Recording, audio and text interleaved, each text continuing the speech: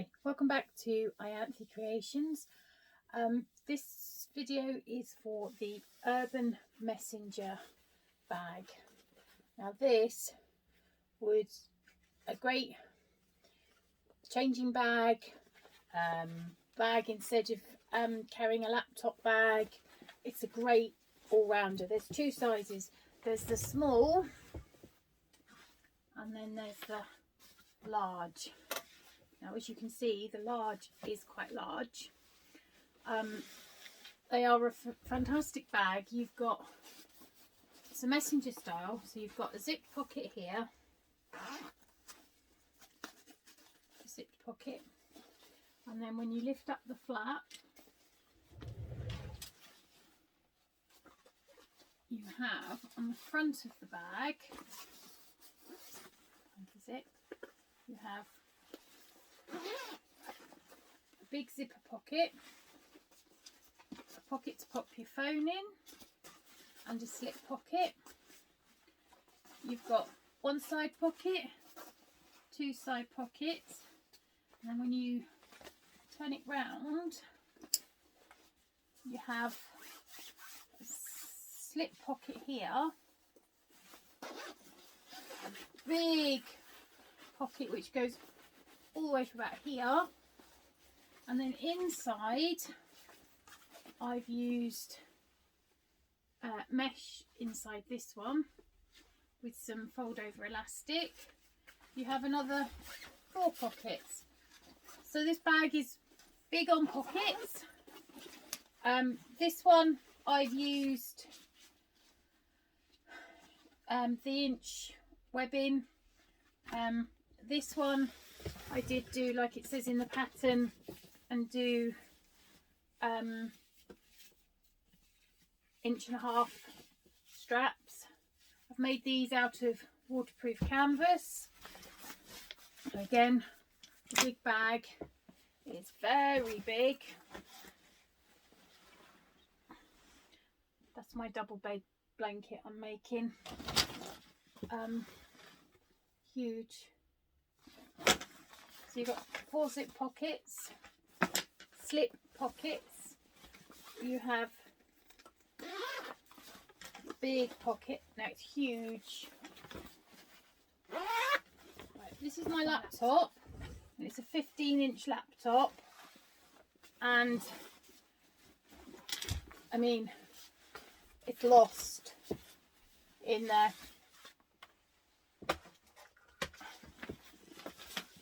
This would make a great change bag carry-all. Just don't do my anti-theft design pouch.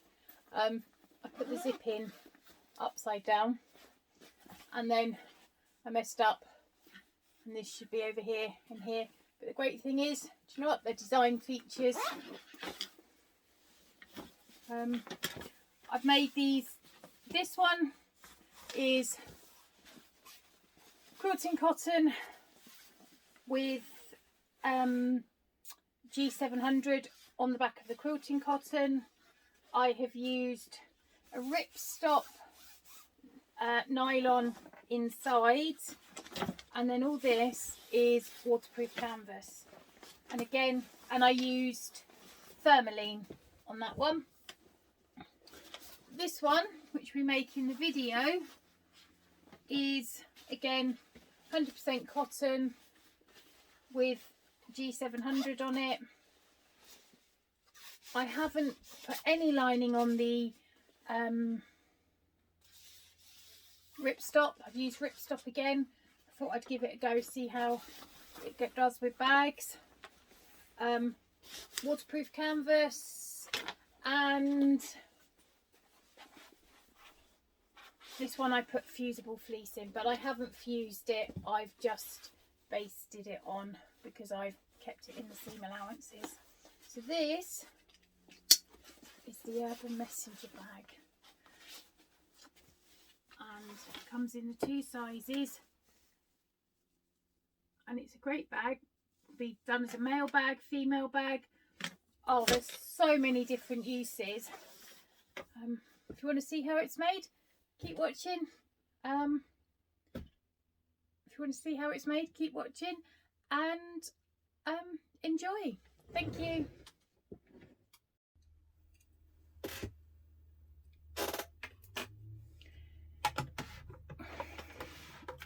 Right, so I'm going to start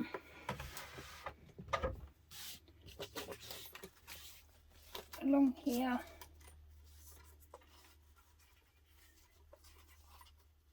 Making sure they're level. I'm going to stitch with the seam allowance stated in the pattern.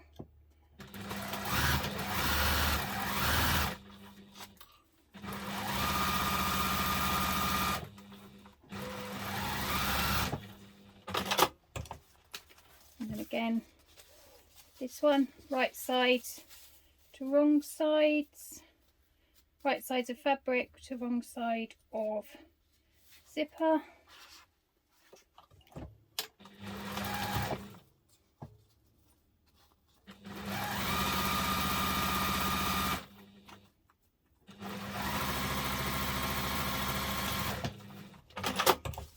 And then what you do, flip it down and then just pull those out and top stitch down.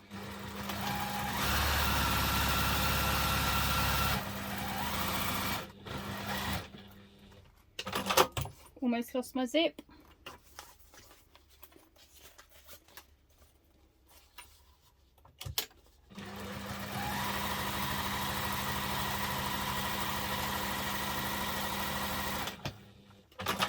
Doing your zips this way means that when your pocket's closed, you've got no raw edges of your zip showing. Right, now we are going to stitch these, and I'm just going to stitch each long one.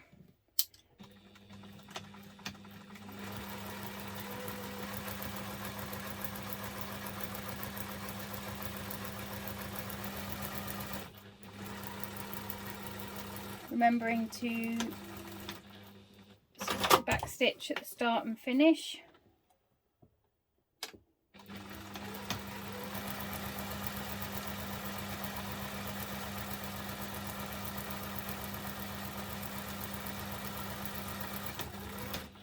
Remembering to get as close to that box as you can.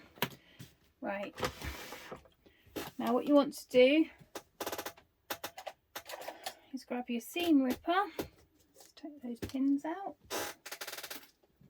I think my seat needs de-squeaking, and we're just going to start that off enough so we can grab our scissors. Ooh, I think go through the underneath fabric. That's it. If you need to draw the box in, draw the box in, and then we are literally taking it as close to the corners as we can get without snipping the stitching we've done.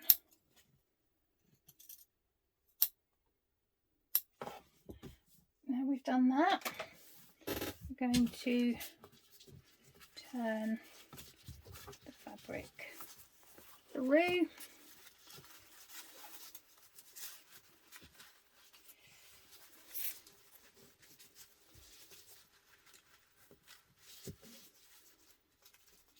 Now this is where, if you've used interfacing and you take it to the iron, this will then lay all nice and flat. It's worth just working it to make sure you've got nice square. I'll give that a quick iron and I'll be right back. Right, so now I've given that a good press. Just make sure if you do use interfacing that when you turn it over, this side underneath has got the dots, the glue on. We're now going to take our zip. Now we want to make sure which side we want the zip on. I want mine to open left to right.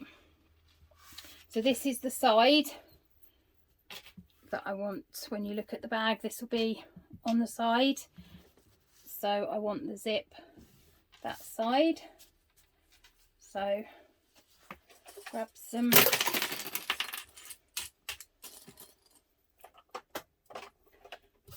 sticky tape, double-sided tape even.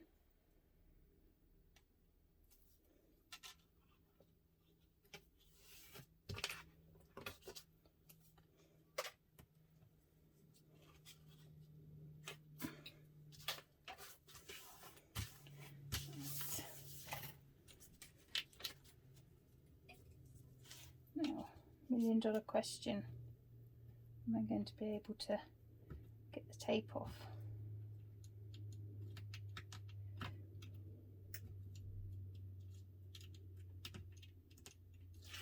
Yay!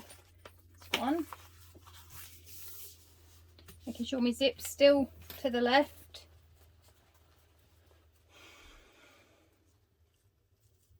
To make sure I'm happy with the placement.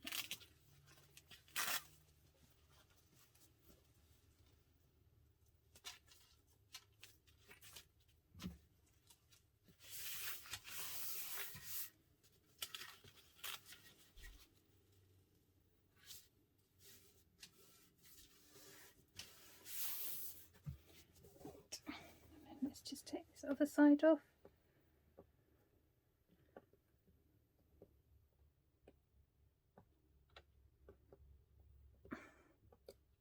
Yes.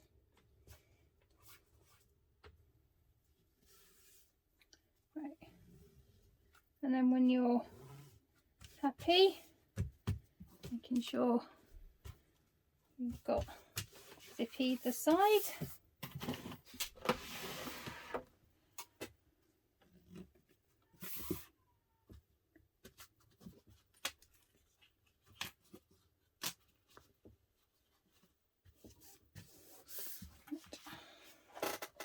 So my zip pulls up there. I'm going to start here. I'll make sure my zip's that way.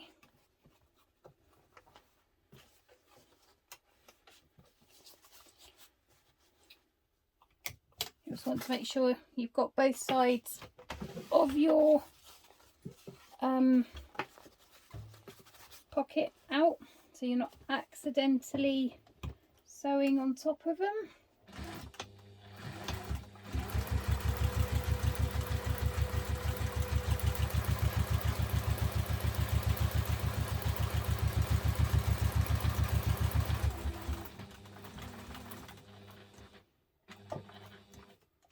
Stopping, turning at the corner.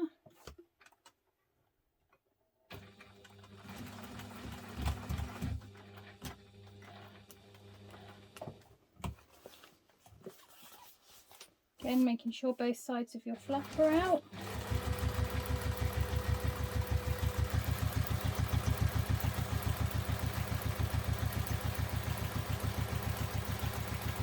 Right, and then my zip is poking out here, so I need to just poke that through.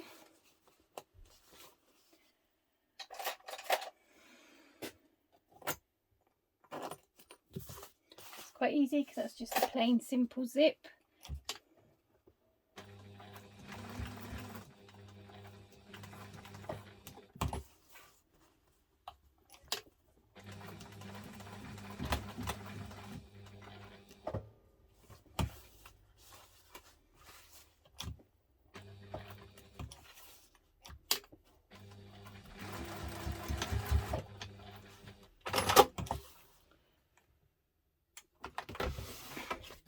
And there you have your zipper pocket. Now, this is where, if you've done the pattern as Rachel says, you'll find that these will match up, but I rather just cut the end when I'm done.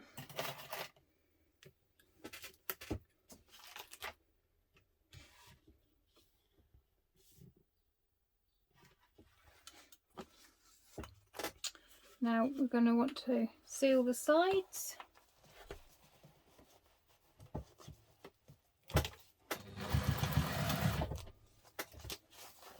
Making sure the flap is out of the way.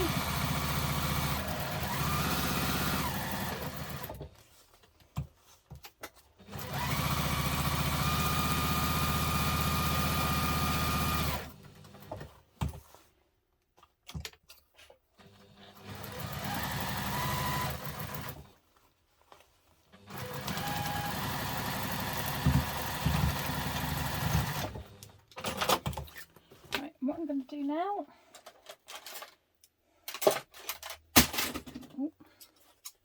is cut these.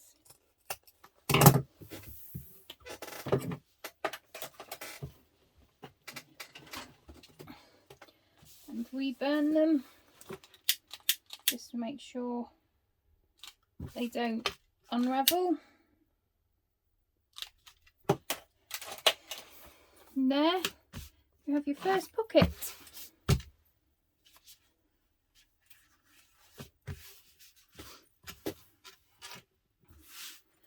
Right, so I've taken my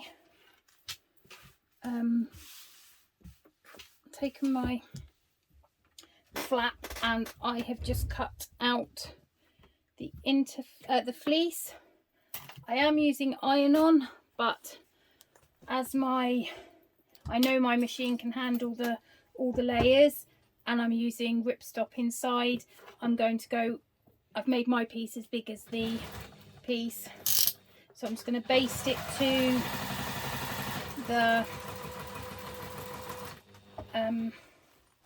baste the fleece to the fabric.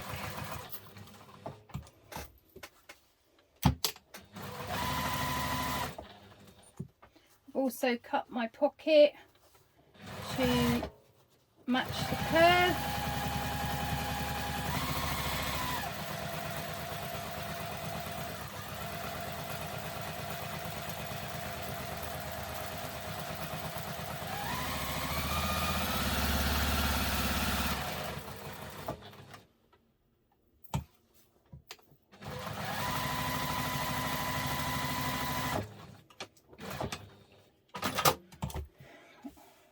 Trim that. Rachel does give you pattern pieces, so any interfacing fleece is kept out of the seams. I just know my machine can handle it, so I keep it in. I think I need some new scissors. Right.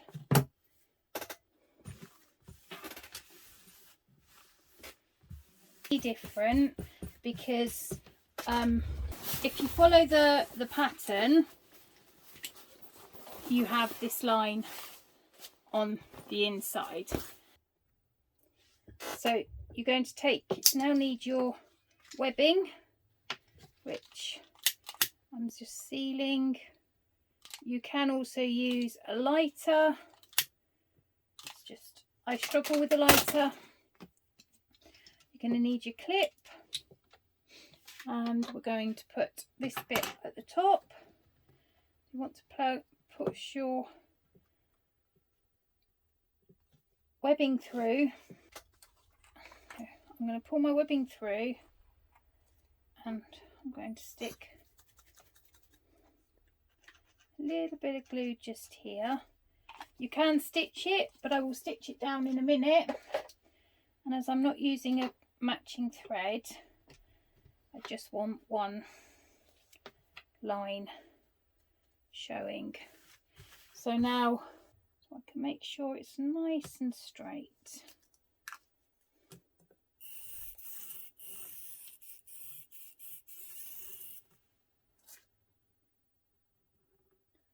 It helps if I get it right.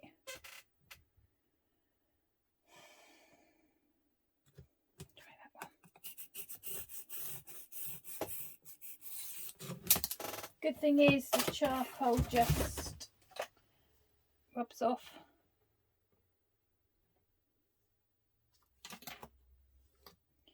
Of course, the other thing, if you really want to help keep it stuck down, it doesn't move when you sew it,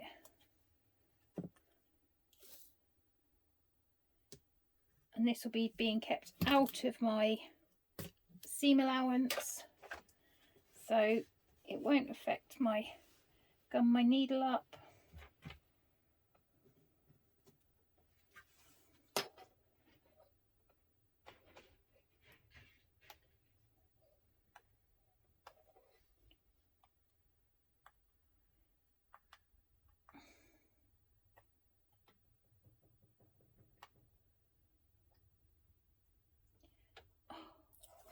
That's it.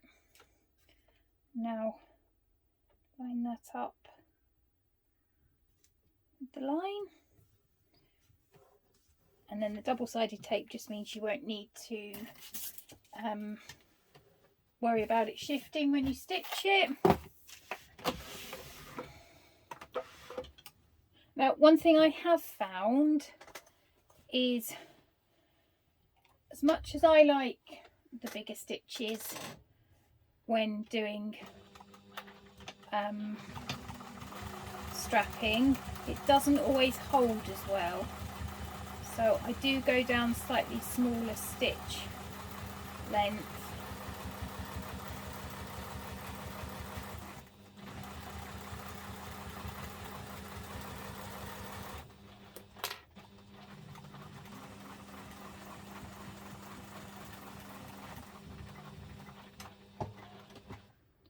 Making sure come down to the bottom,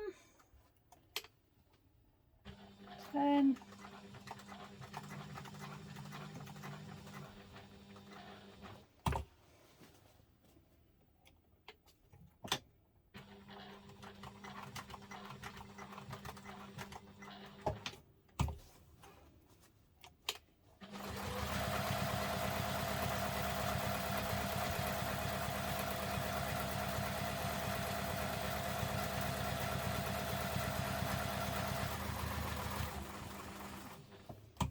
and then a couple across the top. And what I'm going to do, I'm going to do one more stitch line across here,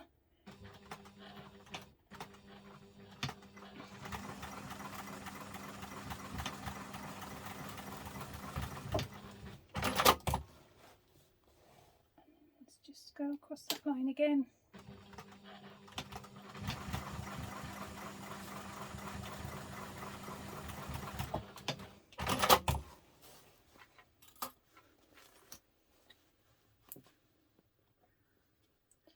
And there, you've sewn that on. So now I'm going to remove the chalk line, and we're going to grab, so now that's stitched onto there and not, it won't show, it will show through because I've got light fabric.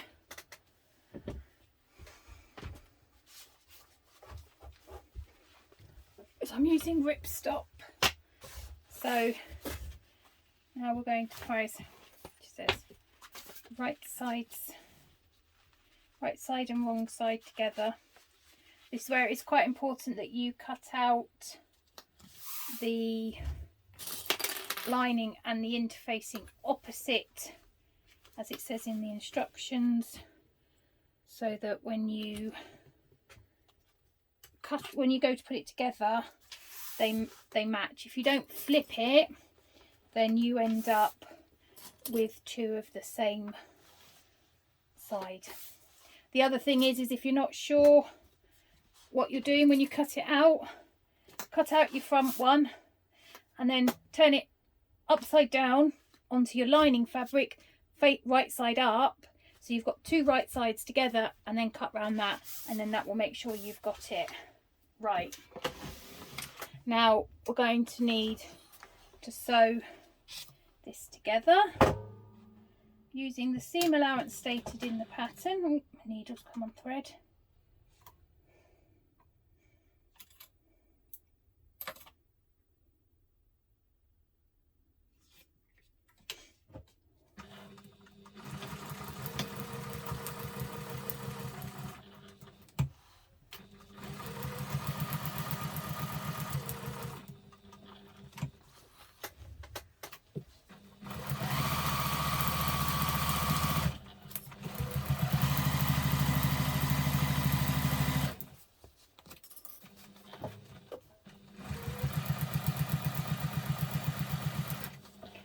put a bit of washi tape on my machine so that it shows I know what my seam allowance is for that pattern.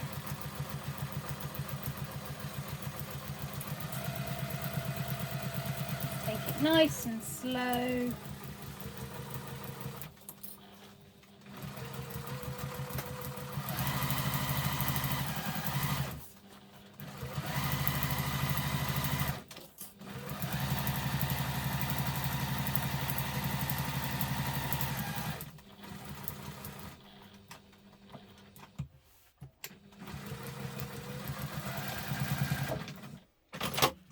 Go. Now I'm going to cut the seam down. I know some people think why do a bigger seam then cut it down, because it's actually easier and more forgiving if you have a bigger seam that you can cut down.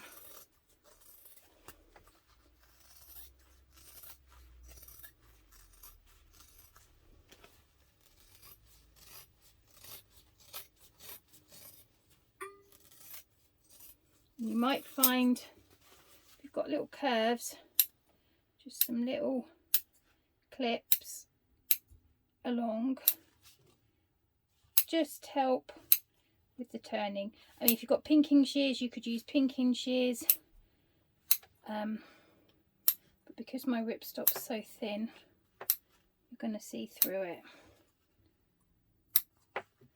and that will just help it turn the corners.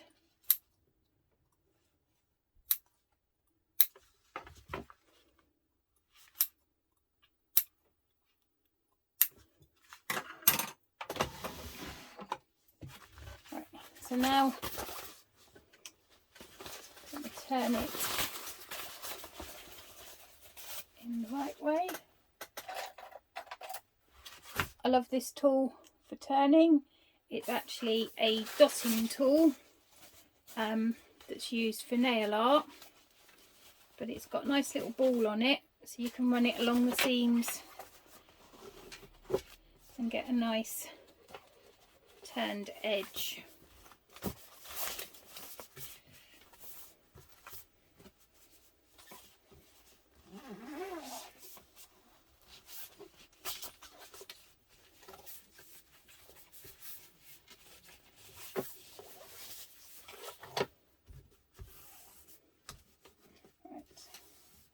I'm going to give that a press and I will be right back.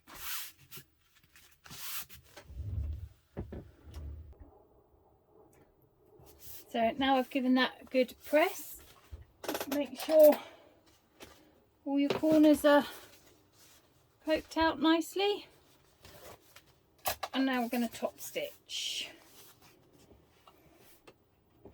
So I use a stitch length of 3.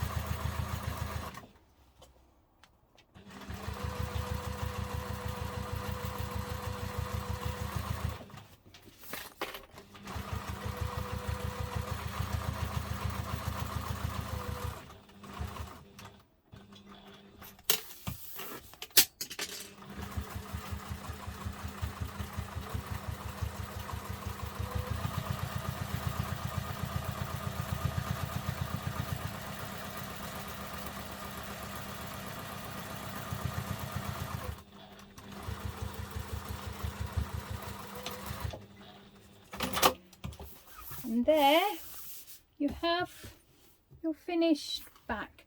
And as you can see, because I didn't top stitch down that, you haven't got the line, but that is completely personal preference. You've got your little pocket.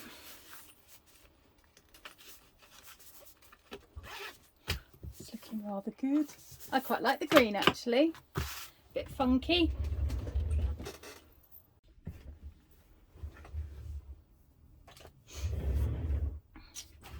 Right, so I'm going to put your pocket to one side for a minute. Now we're going to need piece C, D and E.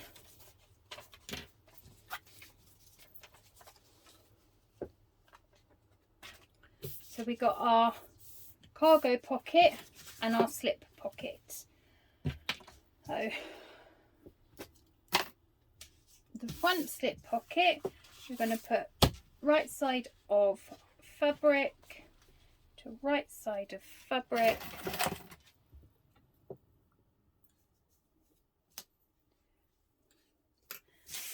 And you're going to stitch it together.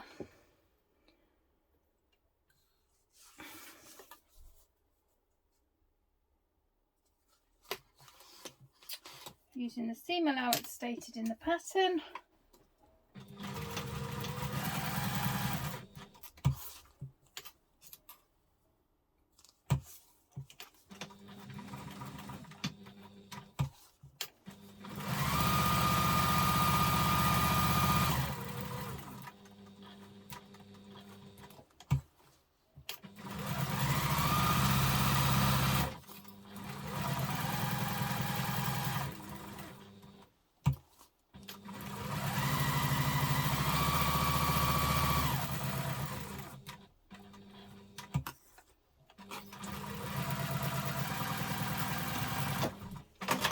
Leave a gap to turn it in the middle. I'm going to trim it down, making sure to cut the corners. That helps remove the bulk in the corners. And if you don't remove that bit, it helps to turn it, gives you a bit more to turn it.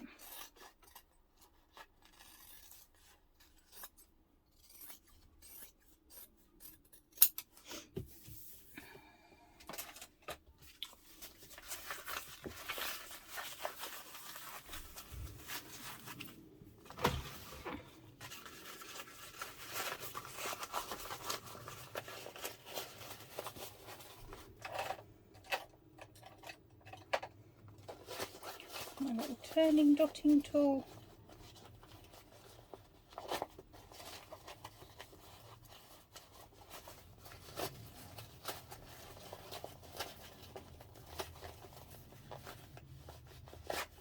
Push the corners out, and by cutting the corners off you make it easier to turn them. And then because you left more up there, that also gives you more turning. It makes it easier to turn. You've got more to tuck under, and you can see that where this is a more see-through.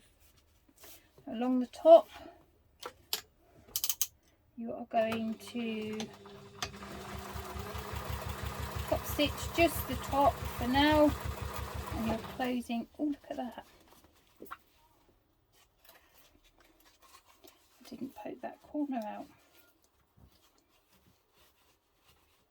That was close.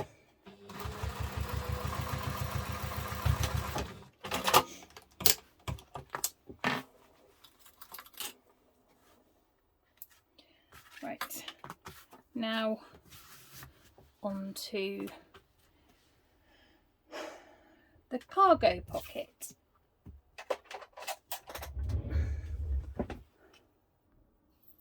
This is where I grab a bit of scrap Decaville to make a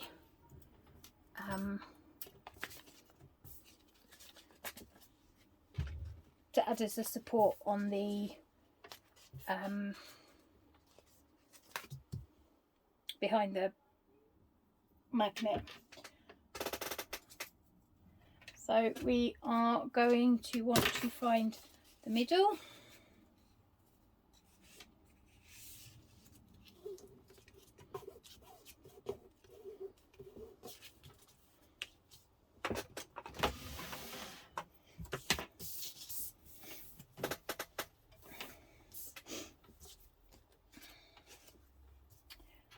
we found the middle, and we want to measure up the distance required in the pattern.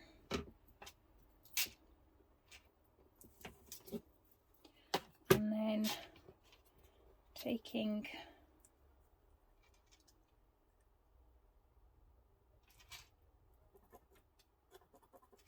that,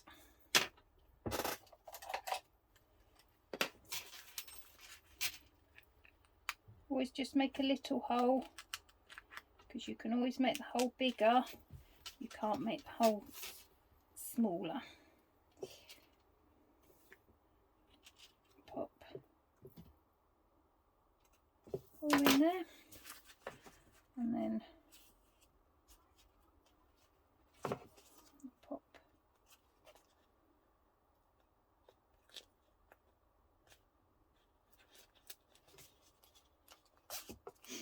your popper in, your snap in, and then somewhere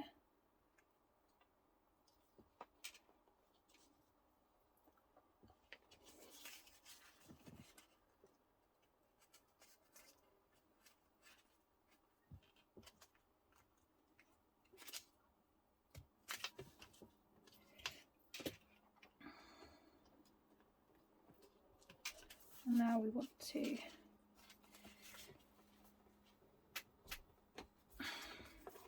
I always pull the prongs, push the prongs out, just depends, different people do different things, and then that just adds a bit more support.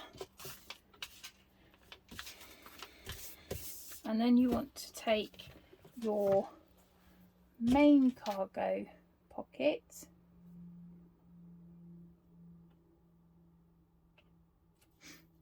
and you want to find the center again.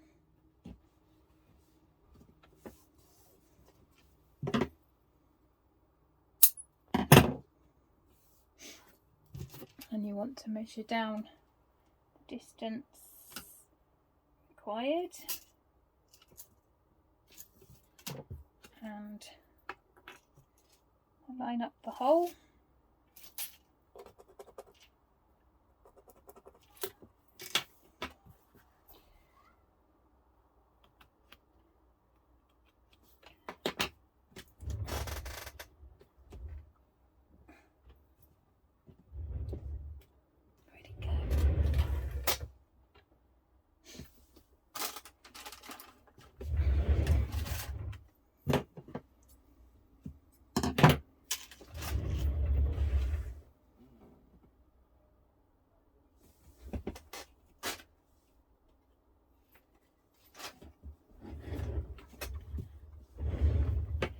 Taking a bit more Decaville heavy,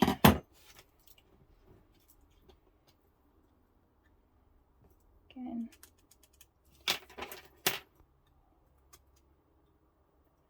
making some holes,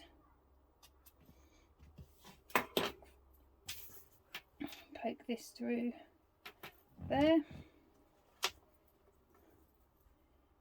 then that one.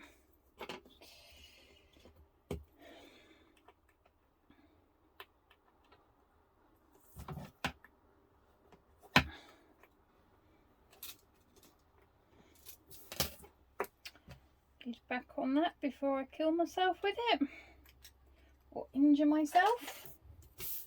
Right, so now we are going to I'm going to put the right side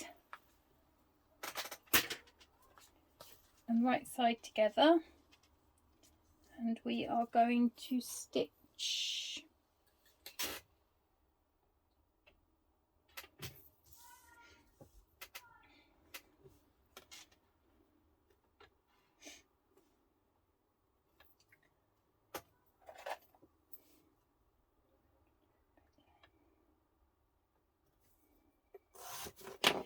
actually, before we do that, we're going to turn this over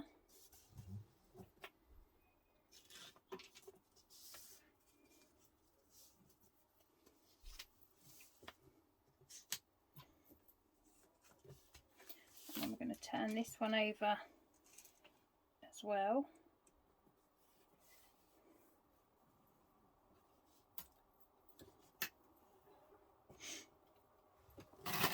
so that we're then going to stitch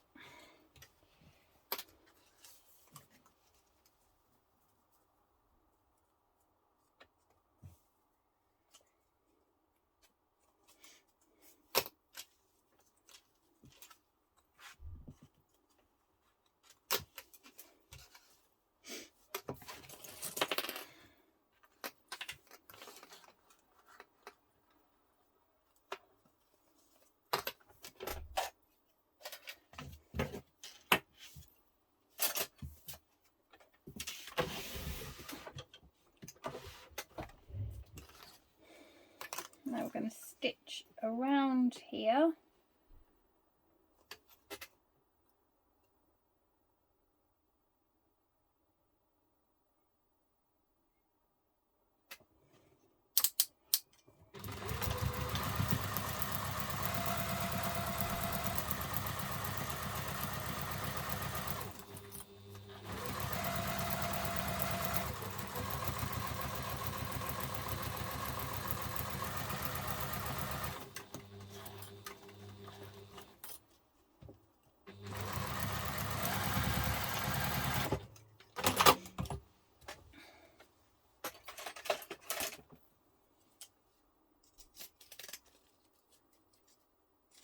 And then just trim your seam allowance down.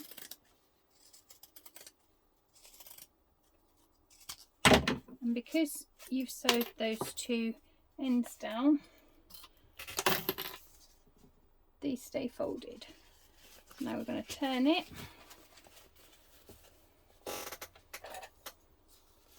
Give it a poke.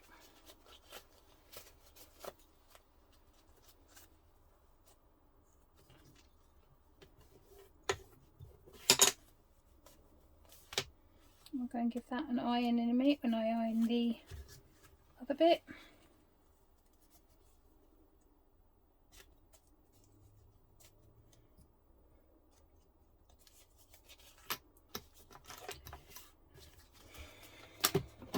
So now we need to take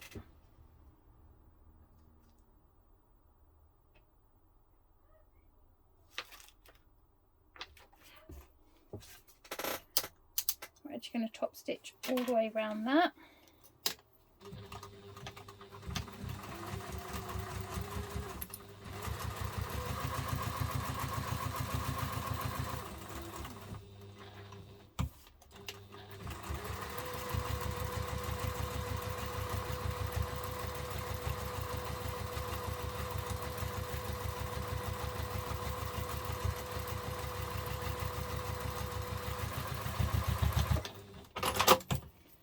Okay.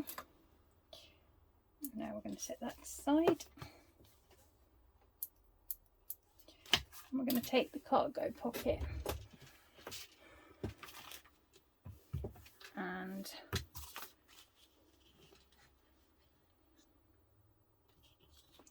I'm going to stick wrong sides, right sides together even.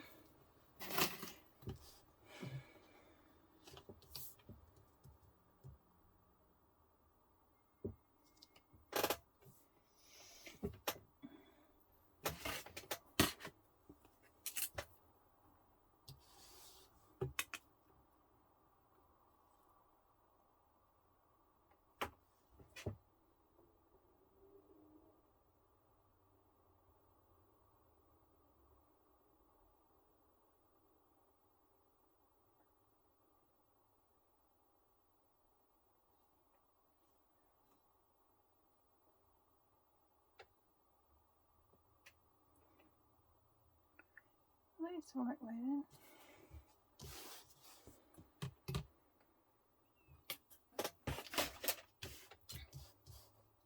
Right, so now we're going to stitch these together. So we are leaving a gap at the top for turning.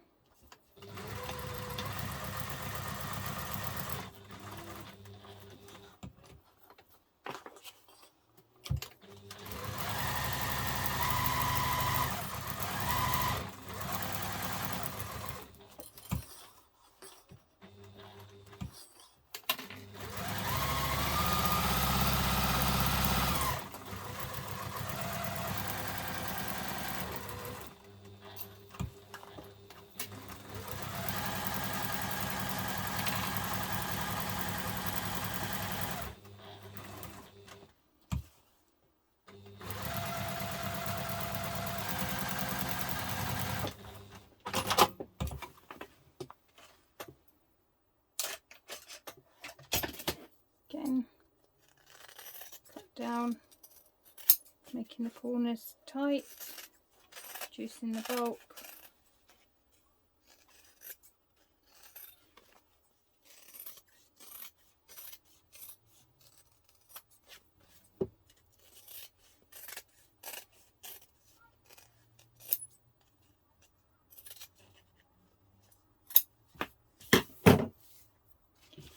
Turn it in the right way.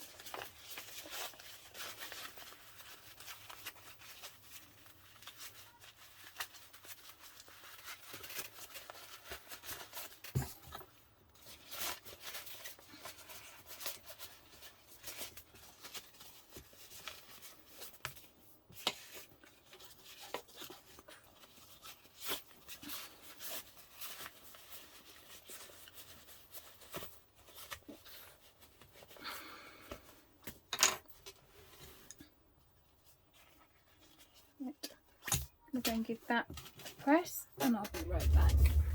Okay, so we stitched across the top. We now want to draw 2 lines, one line here, one line here, with the distance stated in the pattern, and then you fold at those lines. So folding those together and then folding it back on that line.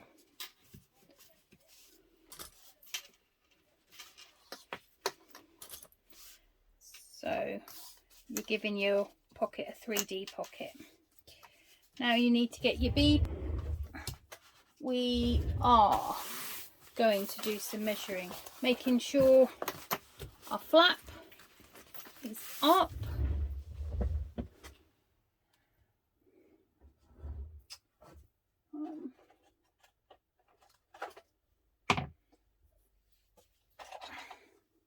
It's not our flap, it's our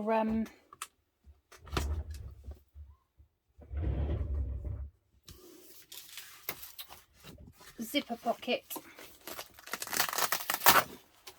My double-sided tape stuck to the desk. Now it's stuck to me. Right, so now we want to measure the distance in the pattern up from the bottom. Draw a line. And then we want to measure in each side the distance required.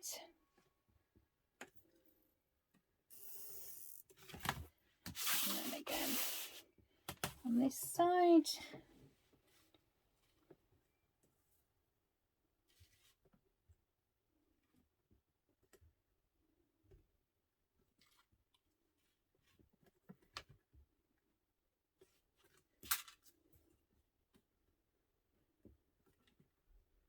Helps if I can read my ruler properly.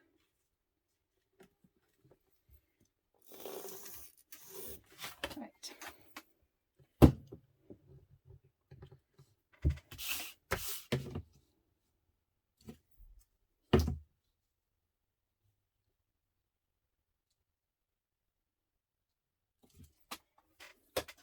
Right, so now we've done that, we are going to take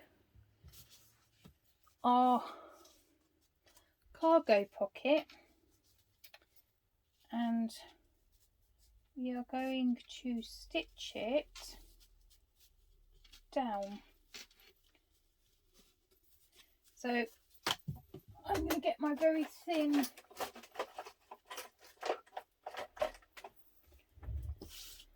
tape, put those back to there, and I'm just going to put that on there.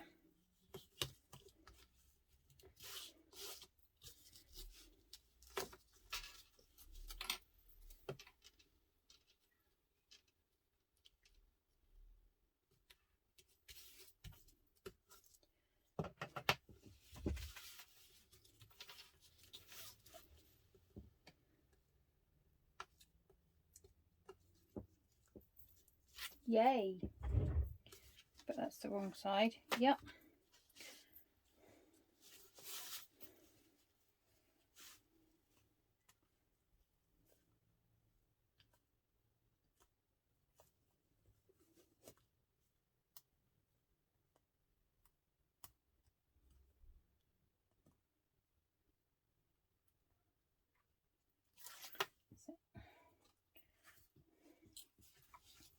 Going to just put a couple of clips up there to keep that fold, and to make sure that this is at the top. And then what we're going to do is going to place that along that line.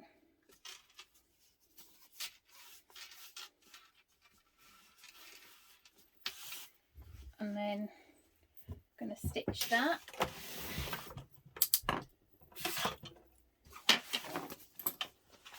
Making sure this pocket is kept out of the way.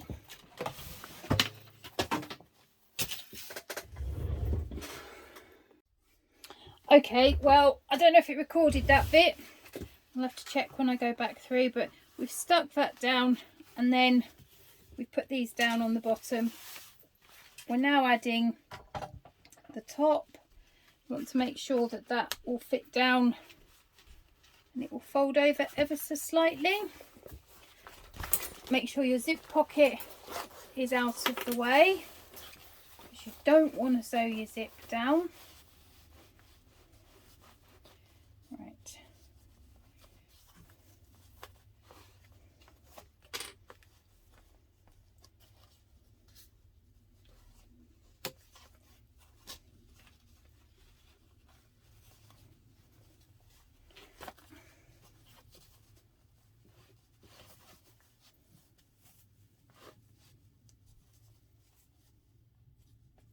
I want to try and make sure your zips are even. I'm going to just stitch along here.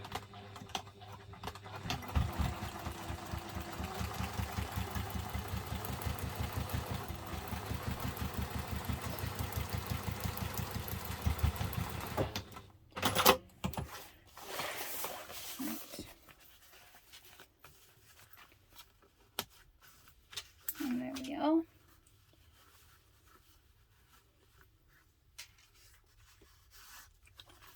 There we go. That's your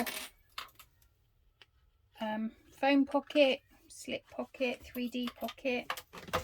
Now we want to get this one.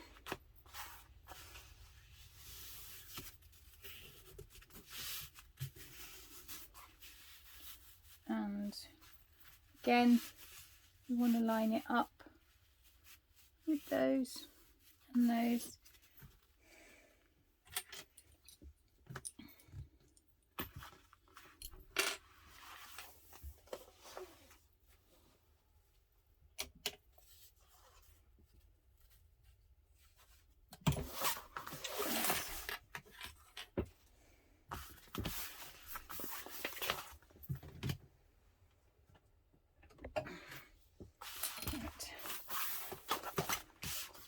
The way my luck's going today,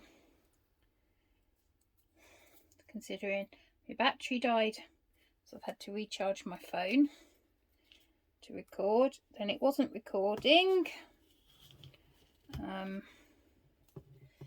Yeah.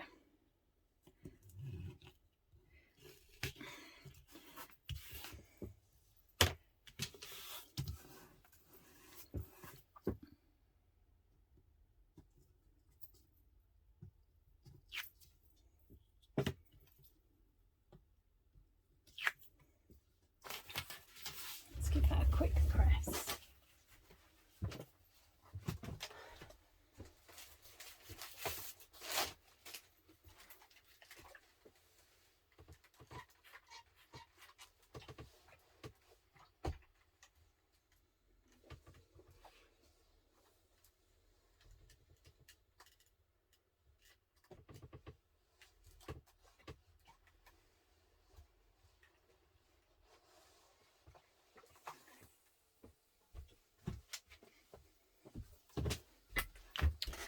much better now, not as puffy.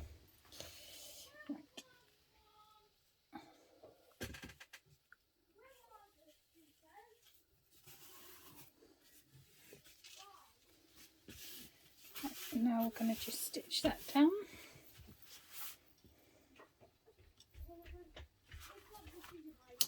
That's my kids you can hear in the garden.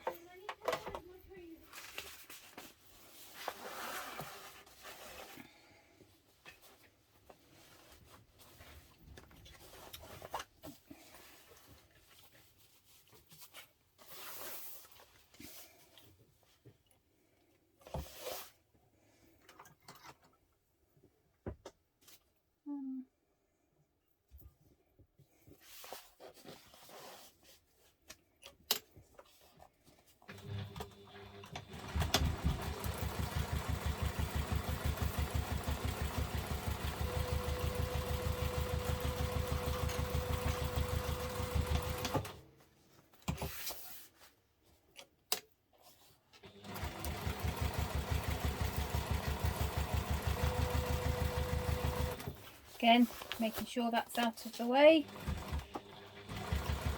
and also making sure to back stitch a couple of times there, because it can be a high pressure area.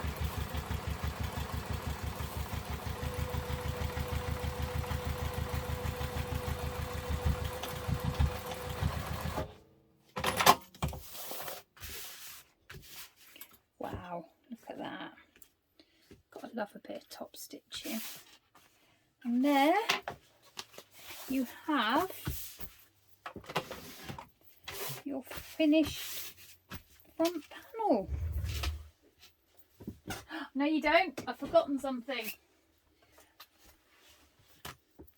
So, on there, I've forgotten the tab. Right, so I've got to add our bit. I've cut these slightly longer because I'm just going to do something slightly different. I'm going to fold this end over and stitch, just so that, because I've got one that can be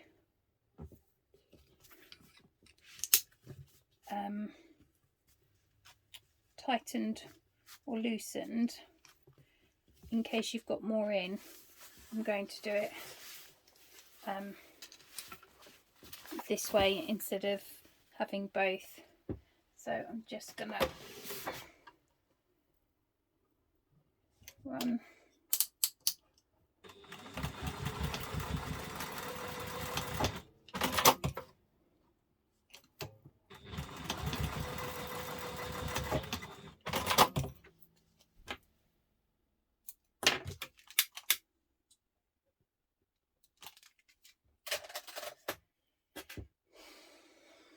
right. So now we need to measure the distance required.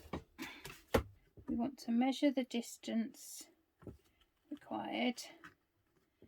Want to pop a clip.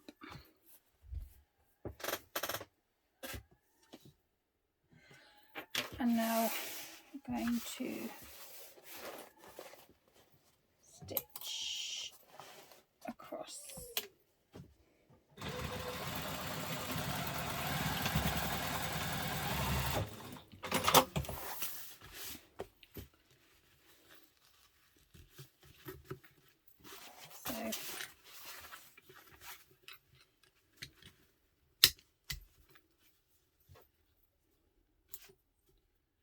So there we have the front.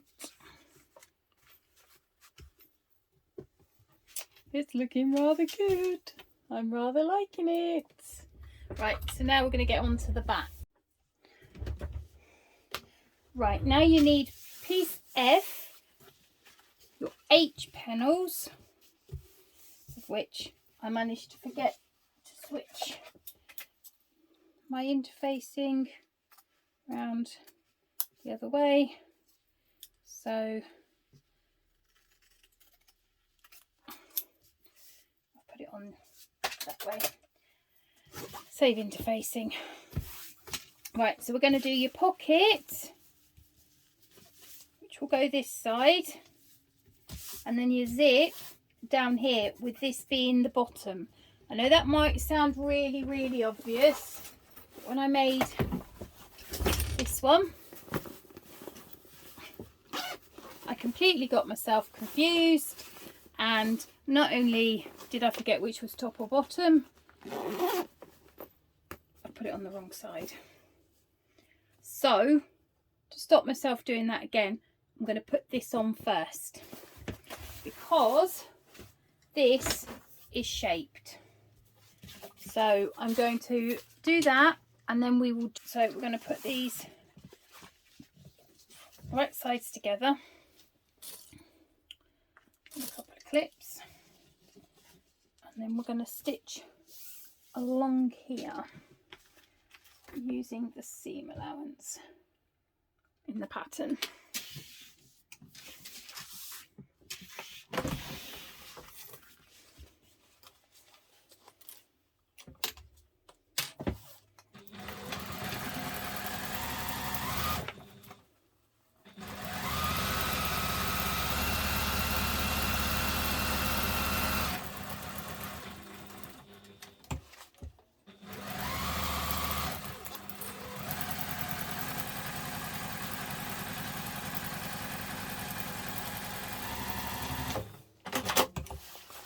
And then we're going to turn that right way.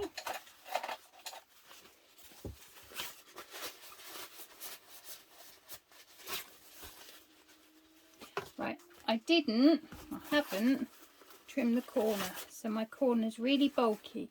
And you see how there's all that bulk to push into that little corner.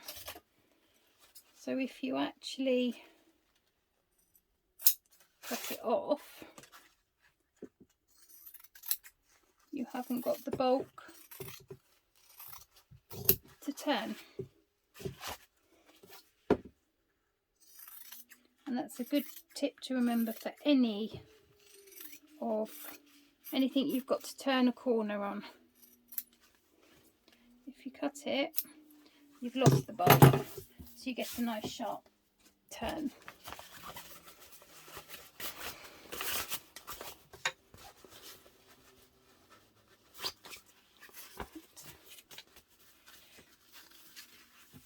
Give that a quick press. We don't have to do these sides because we're going to baste it down.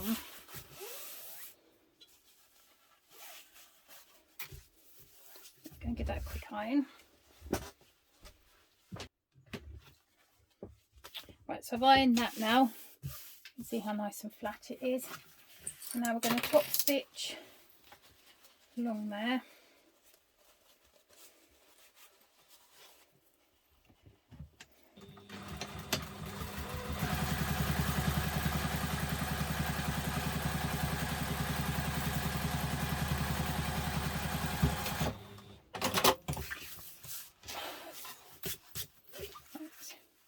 Now I'm going to place this onto here.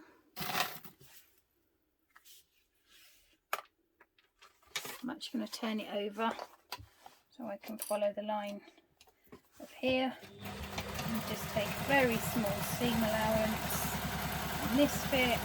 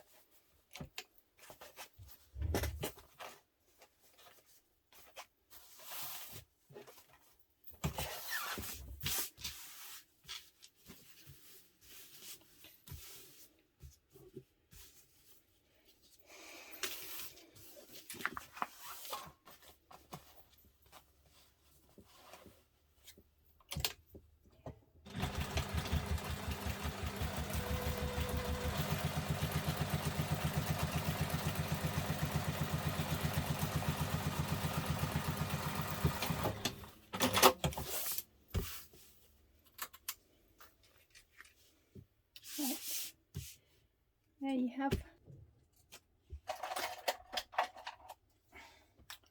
Right, so we want to measure down the distance it says in there, and we want to measure in the distance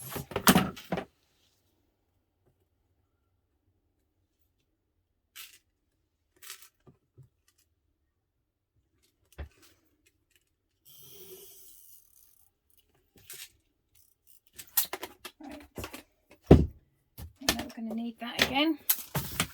We'll grab our interfacing, zipper facing pen, and we do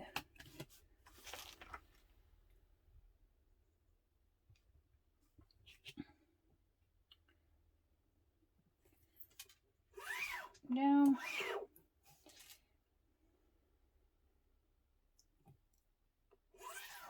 Again, and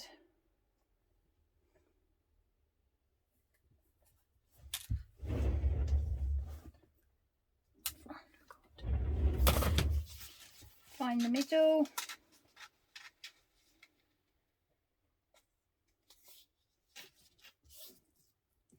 Okay, what have I done there?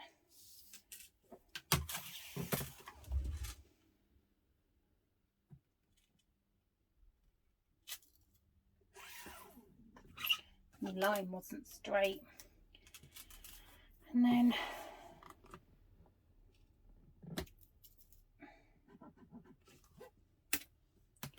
draw your box.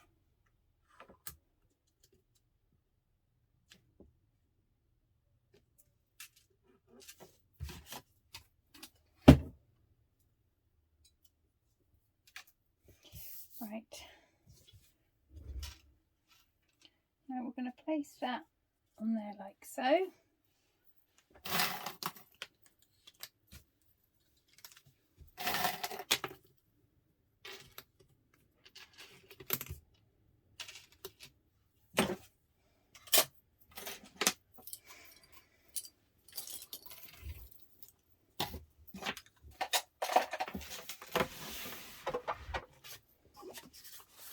Take it to the machine.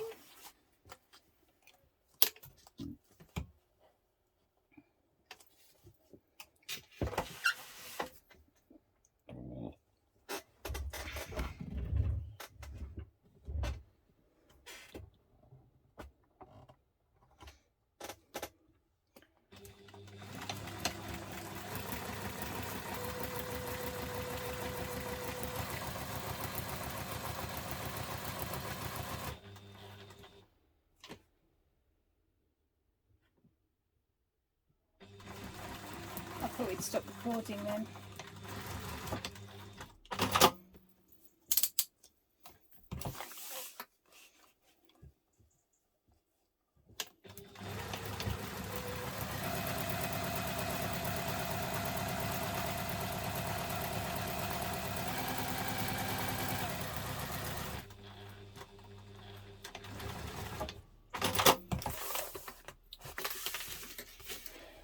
And then we're gonna, like we've done with all the rest,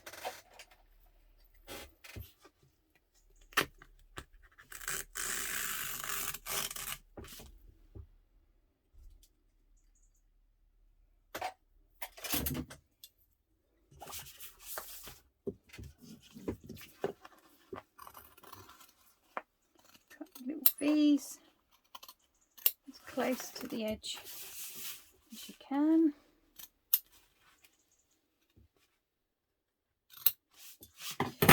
And now we're going to fold them all in again.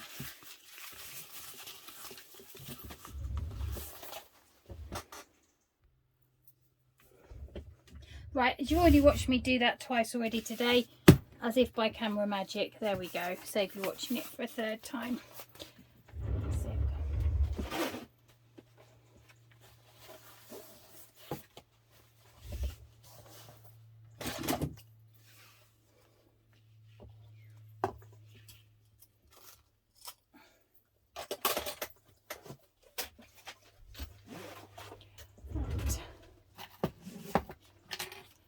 Got your zipper tape and your zipper pull.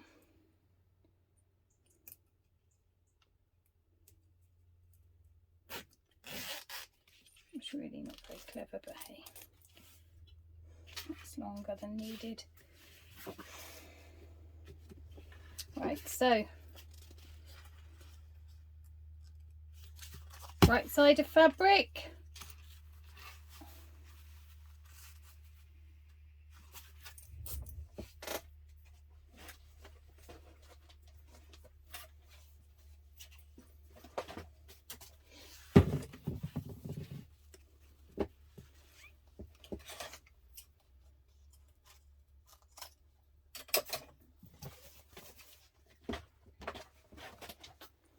right, so you're going to take your zipper tape,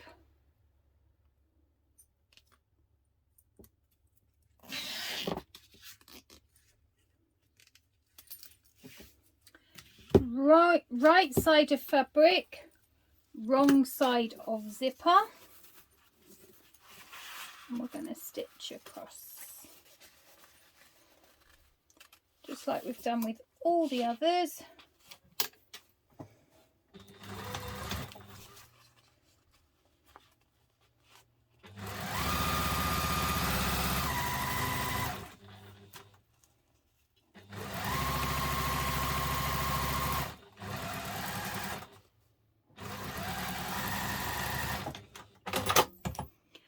Again the same, right side of fabric, wrong side of the zipper tape,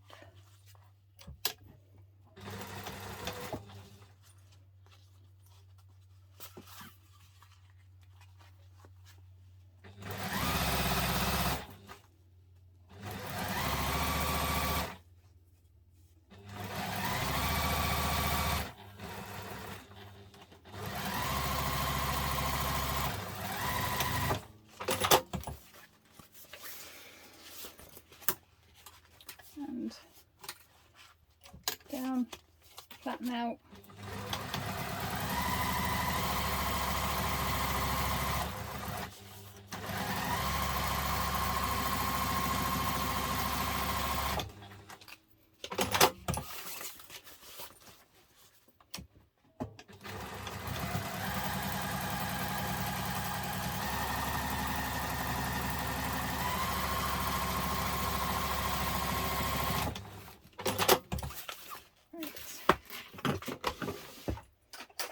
Tape.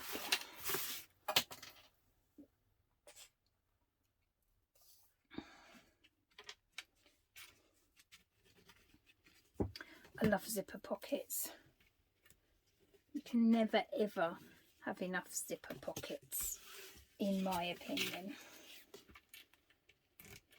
I mean, this would make a great change bag, or just a bag for somebody who carries work bag. Be quite a nice alternative to a briefcase.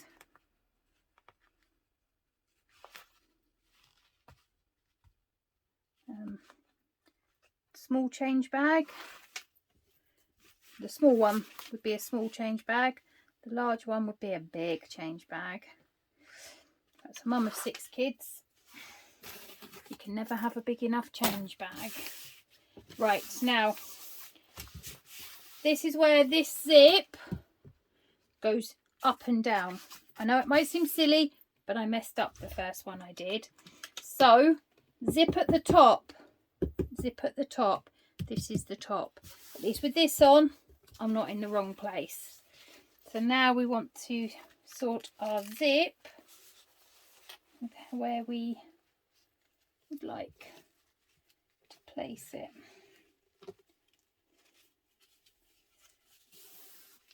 I mean, what a scrummy big zip this is. Right. Let's just...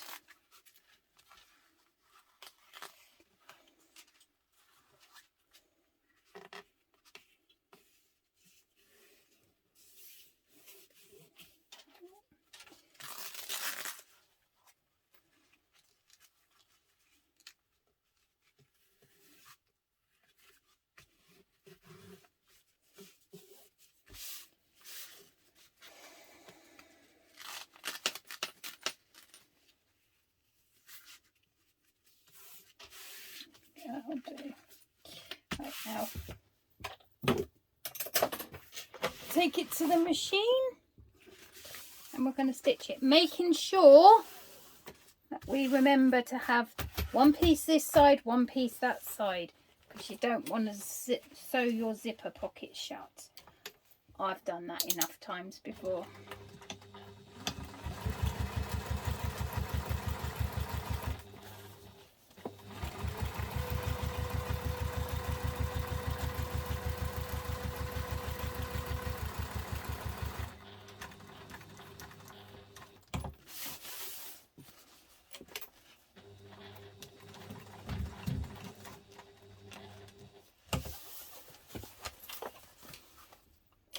Making sure it's still all out of the way.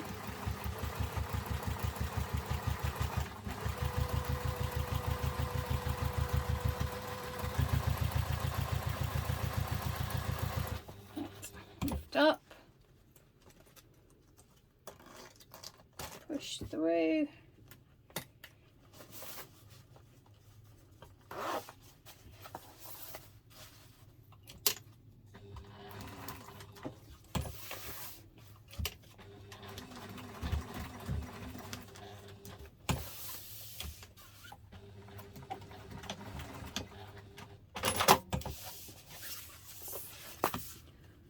Off slightly there, so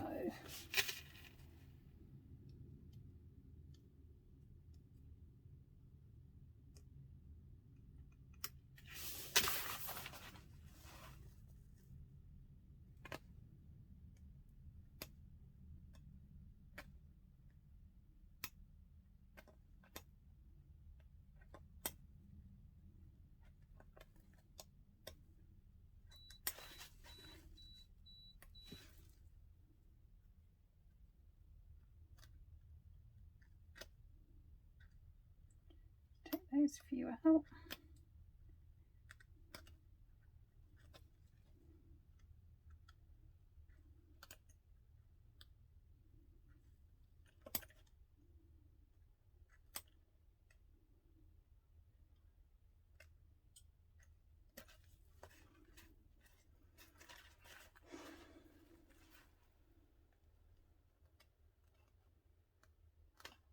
Good thing is waterproof canvas is quite forgiving, unlike vinyl, which leaves holes. Right, so make sure that is either side. Sorry, sticking my head in.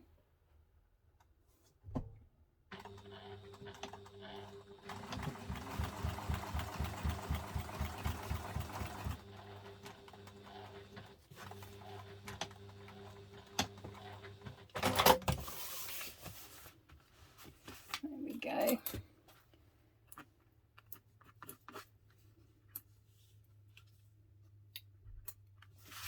There we are. Nope. Now we need to put our zipper pocket together.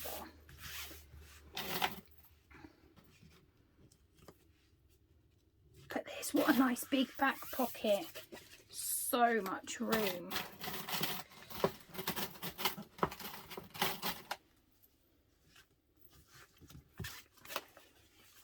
Right, again, remembering to remove the backing.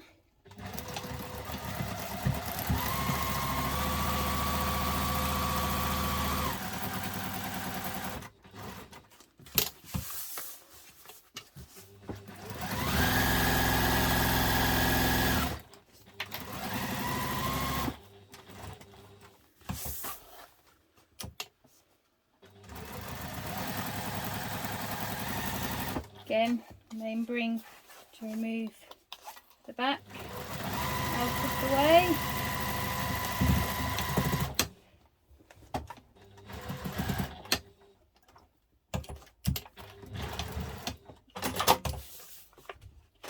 Scissors. Cut. And cut.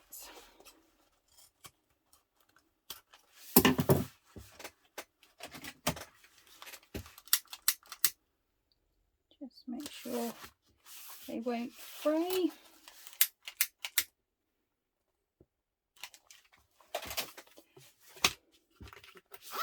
Yes, and there you have it, and it opens the right way.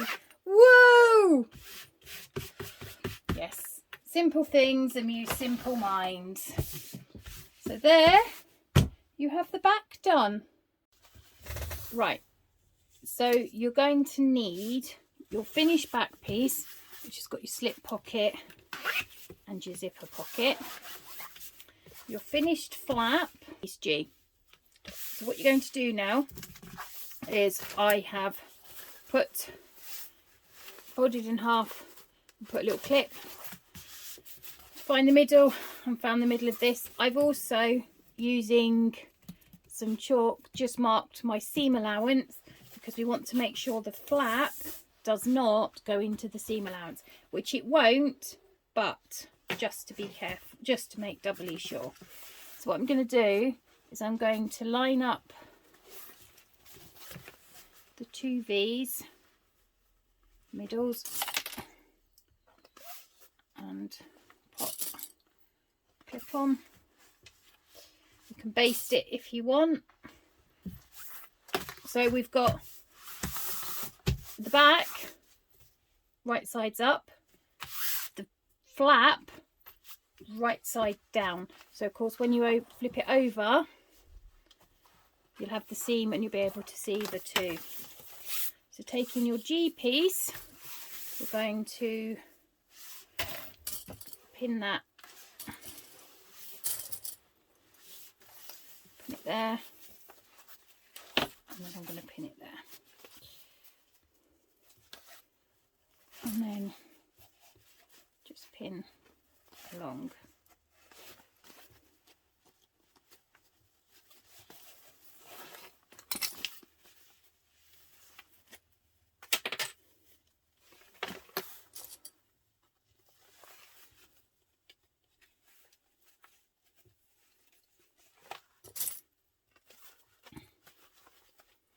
And just make sure it all lies flat. And you matched up.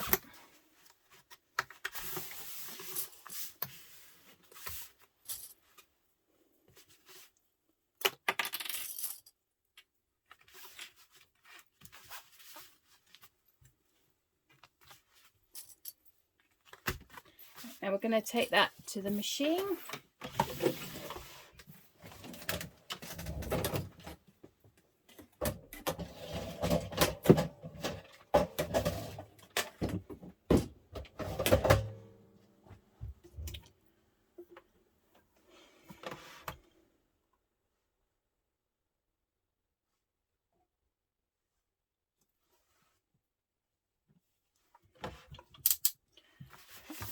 Down to construction length. We're going to make sure that this back pocket is out of the way.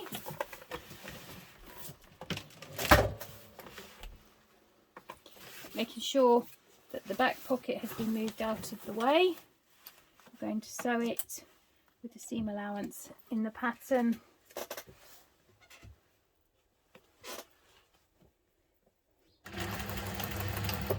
Right. You might find when you get to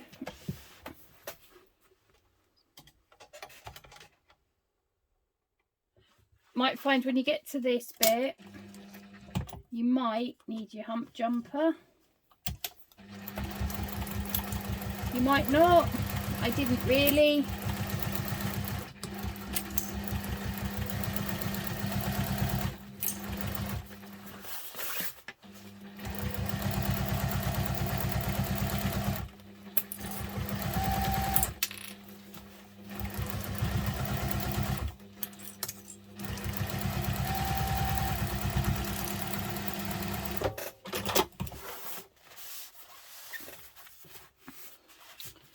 There you have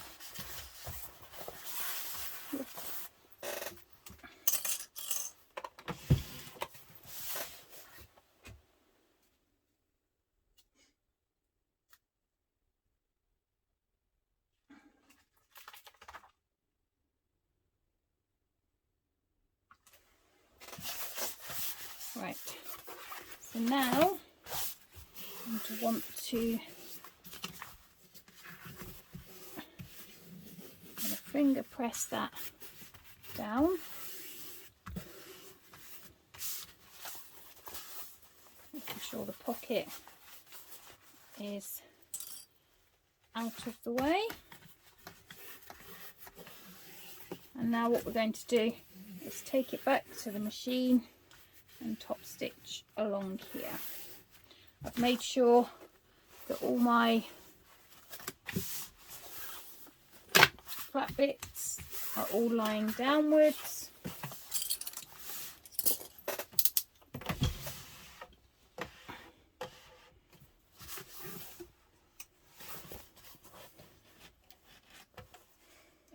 Top stitch length.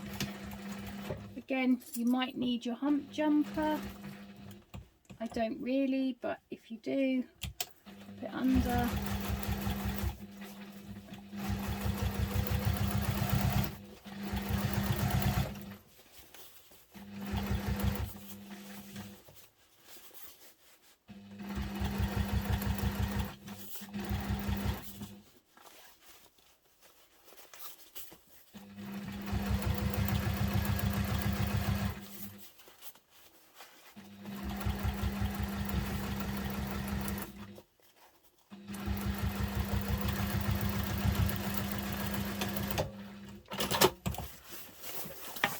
And there you have your finished flap and back bit. Now you have your finished flap bit. I'm going to take this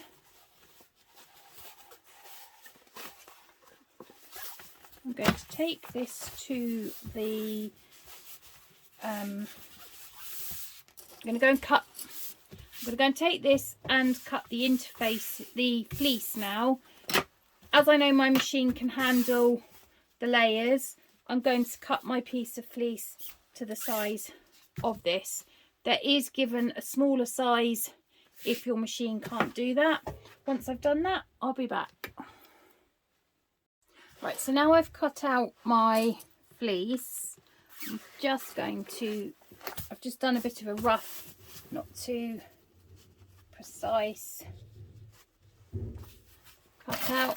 Just gonna clip that round,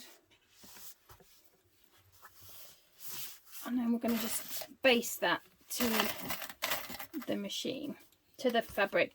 If you're using a different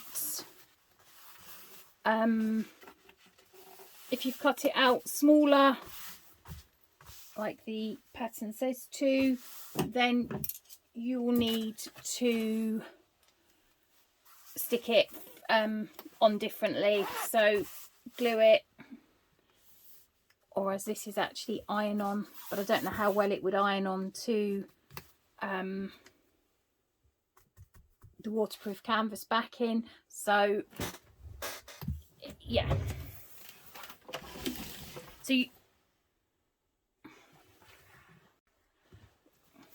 so I've cut out the fleece slightly roughly, I've pinned it to the back, and now I'm going to baste it to the fabric. I can do this because I've cut it the same length, same size as my fabric. If your machine can't handle the layers and you've cut it slightly smaller so it's not in the seam allowance, don't sew it down because you will see the stitches. So you'll want to iron it on or stick it with temporary adhesive, whatever will work, but I don't think ironing this on is going to particularly stick to the waterproof canvas, so I'm just going to baste it on because I know my machine can handle the layers.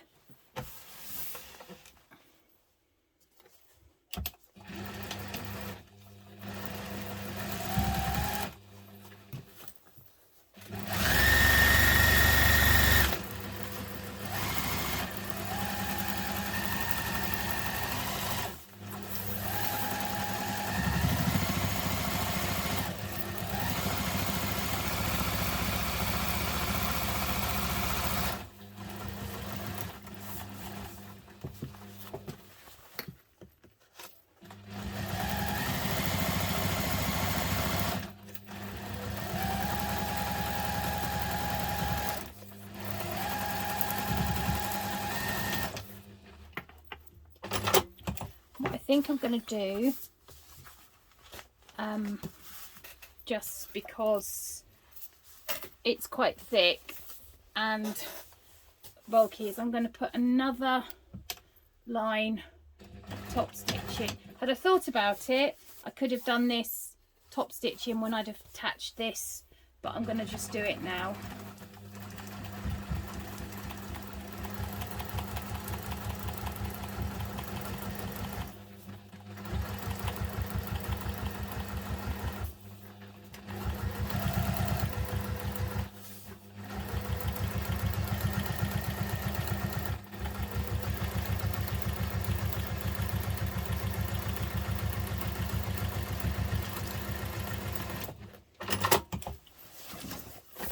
Just to give it a bit more stability, and then stitch base along here.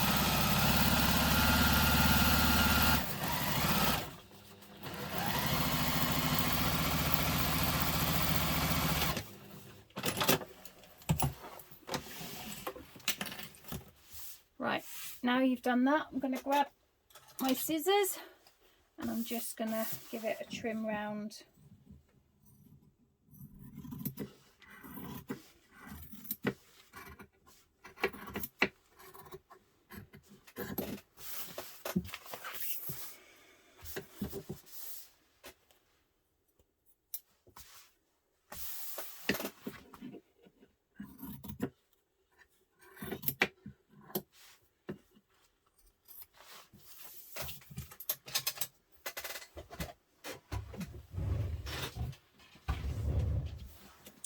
And that is now your back panel finished. So we'll put that to one side and go on to the next step.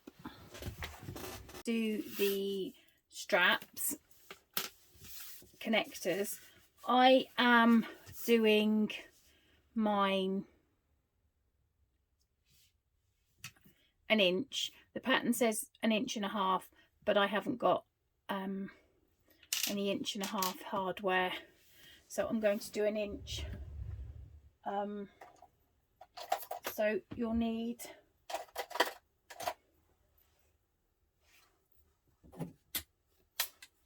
your ruler. You want to measure half, as I've done. What I'm doing, 1 inch connectors. Mine will be, my piece is 4 inches by the piece stated in the pattern. You're going to fold to the centre, as it's not very long. Add a couple of clips.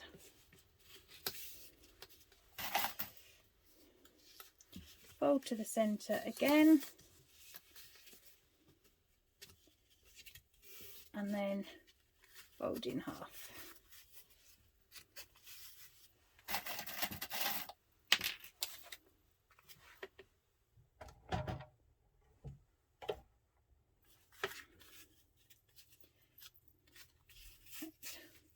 Now we're going to take it to the machine and we're going to stitch down there.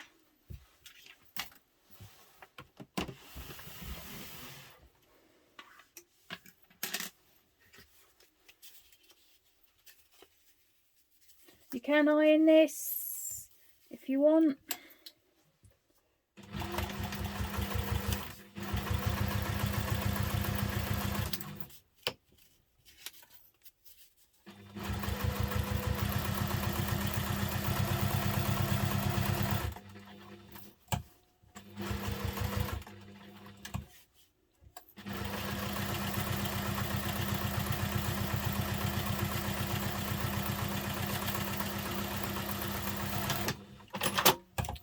Now what we're going to do is fold it in half,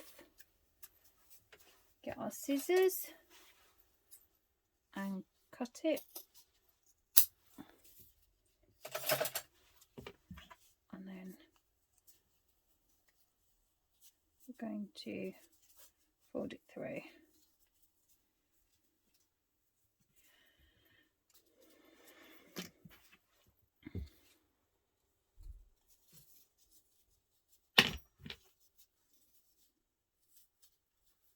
Right, Now we're going to do the sides, so I'll go and get those.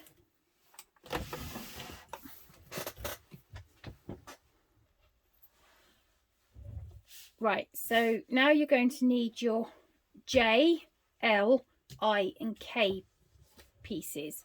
Your J are your side panels, your L are your pockets, and your I is your base. So pop that to one side for now, and your K will go on top of your J. So we want to take our J sides and our L's, and we want to put our L's lining and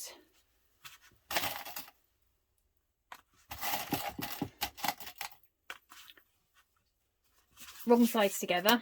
So we've put the outside fabric and the lining fabric right sides together. We'll take those to the machine. Got that one a bit wrong. And we are going to stitch.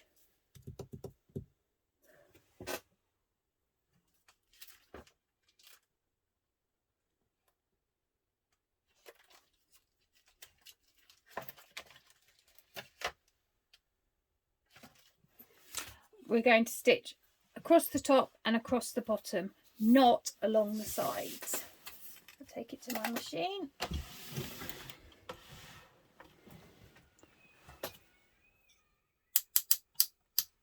Construction length stitch using the seam allowance stated in the pattern.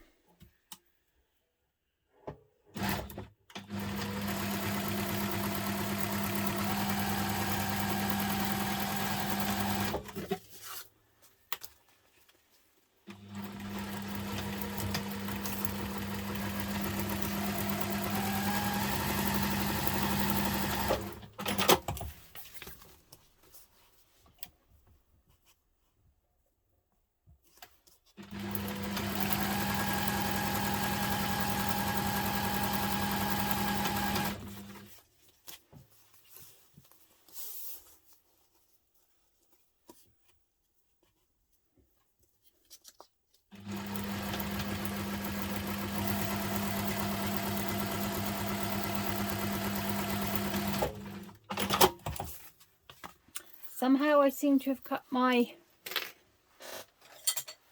inside lining a bit longer than the outside, but that's fine.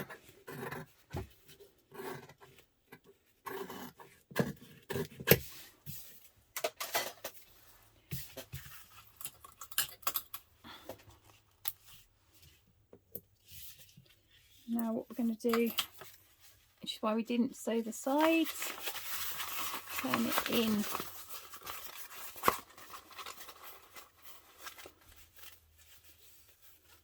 like so.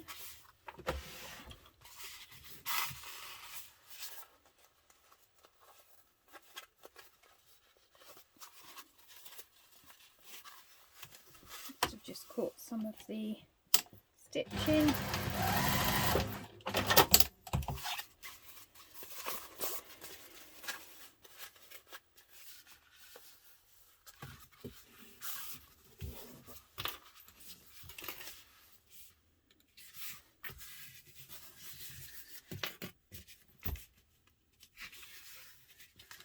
I'm doing the non-elasticated pockets.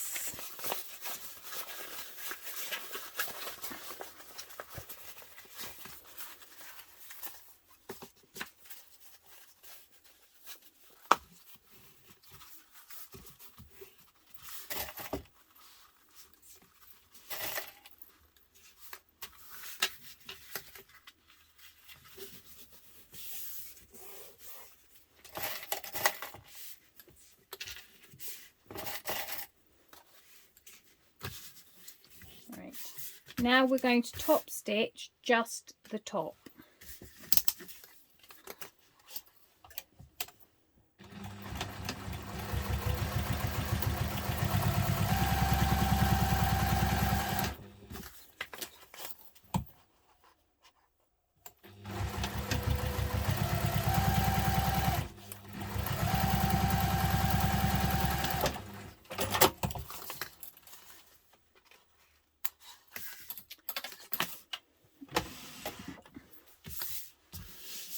Now taking your J pieces, we are going to mark up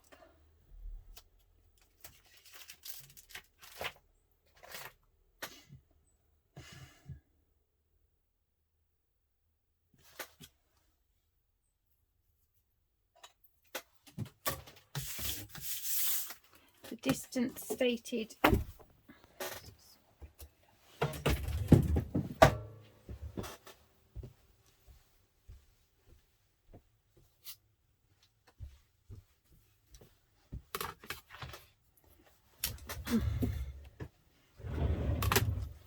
I'm going to mark up the distance stated in the pattern.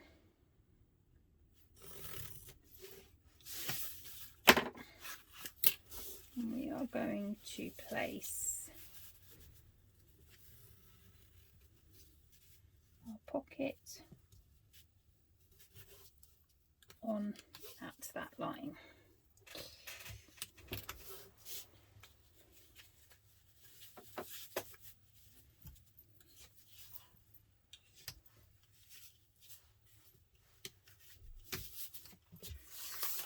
Same on this side.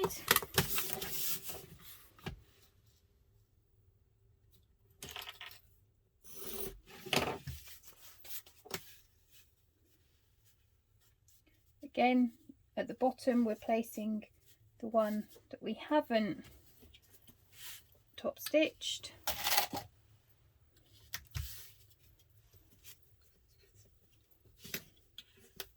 Now I'm going to take it to the machine and we're going to stitch along here, here and here on both of them.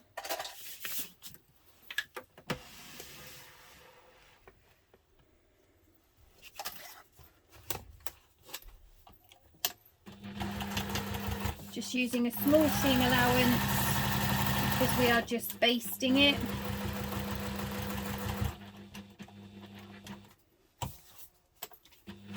On the sides.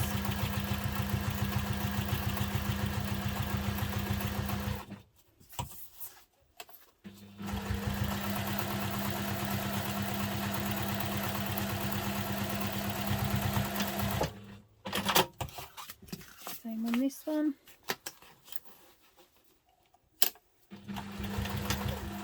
Now I don't have to worry because my fabric's not directional, but if your fabric is directional, make sure that you've got it the right way round.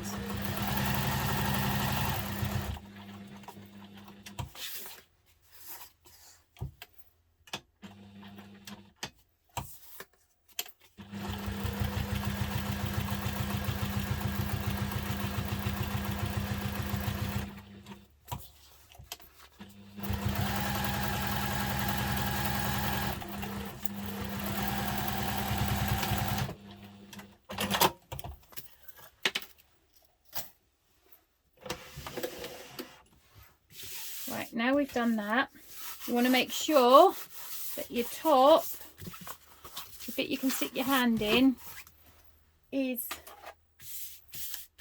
at the top. Now, mark the centre. Mark the centre.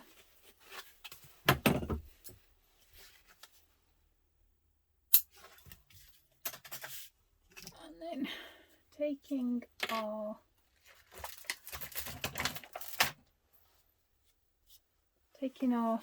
clips, we're going to put them in the middle.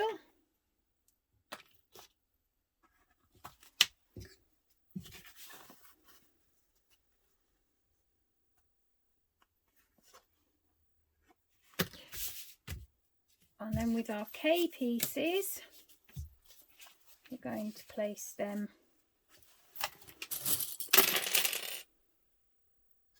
on top. Now you will probably need your hump jumper here.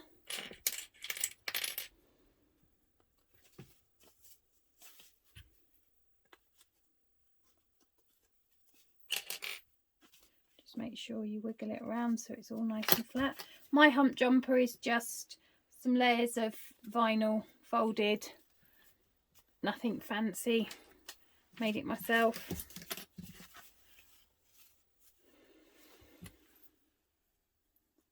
on the corners, and then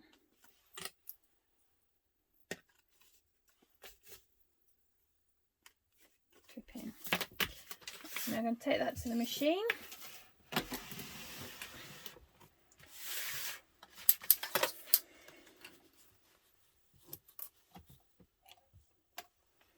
Down to construction length stitch.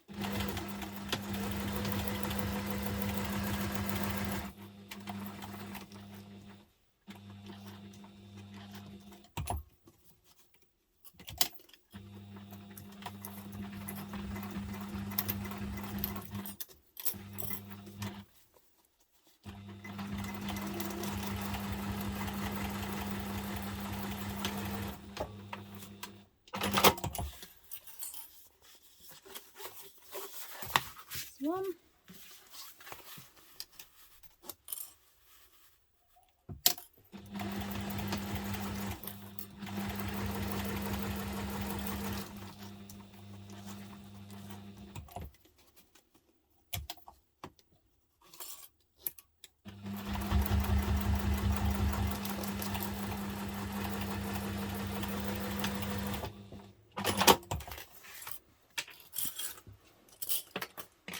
Right, now going to pull down. It's nice and flat.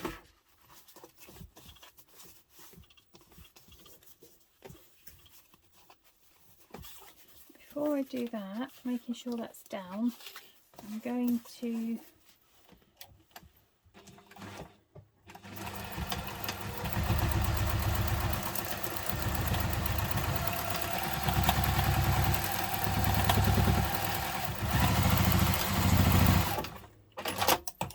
stitch and cross it a few times just to add the strength to it.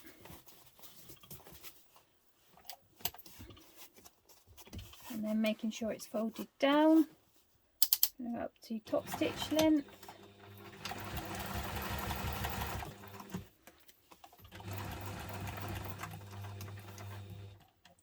You need to stick your hump jumper under.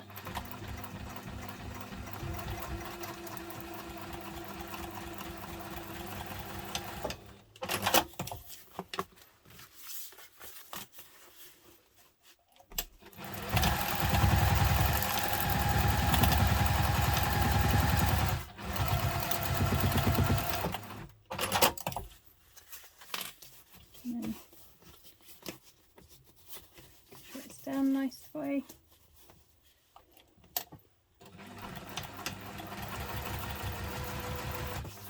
And if you need to, hump jumper.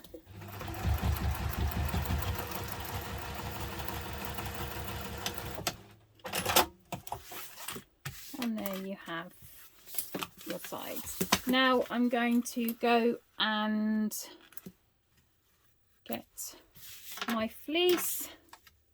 Again, it's given in the pattern, but I'm going to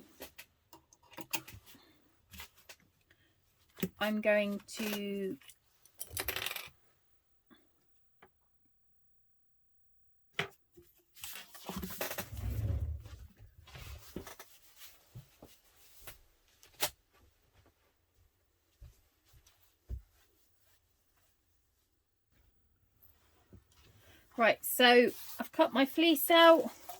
I'm just going to baste my fleece to the finished side.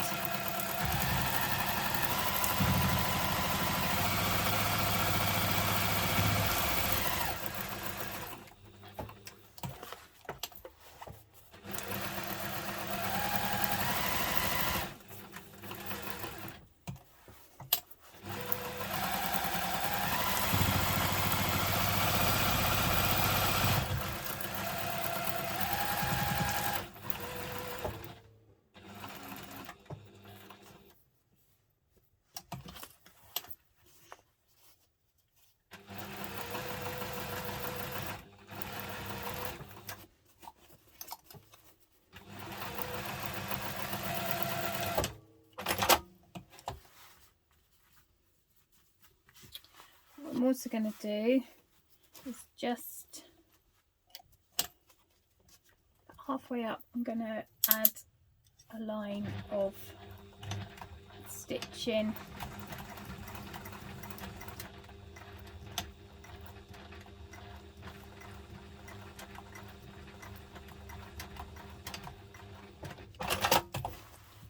Just to get it straighter. Don't want to go too high up because you need to be able to move this out of the way to stitch up here. So you could put a rivet on there. And then with my scissors, I'm just going to trim up.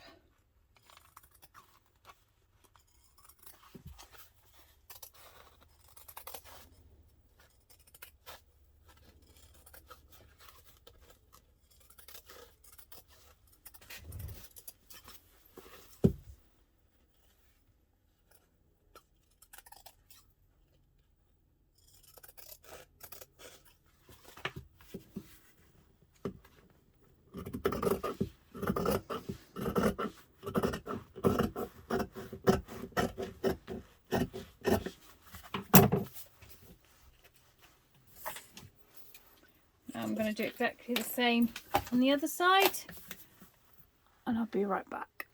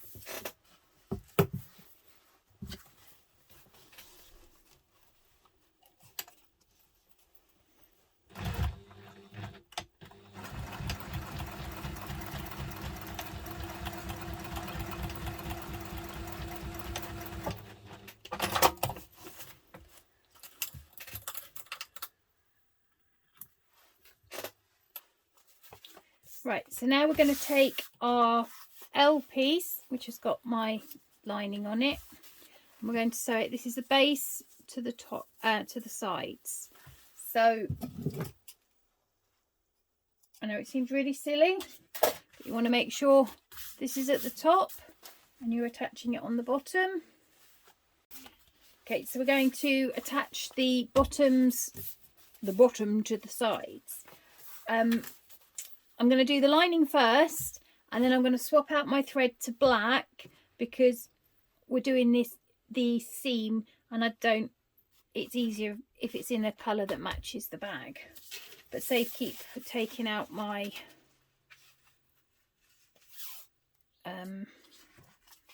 bobbin and rethreading my machine. This is a bigger seam allowance because we are doing the inside. Back to construction length stitch.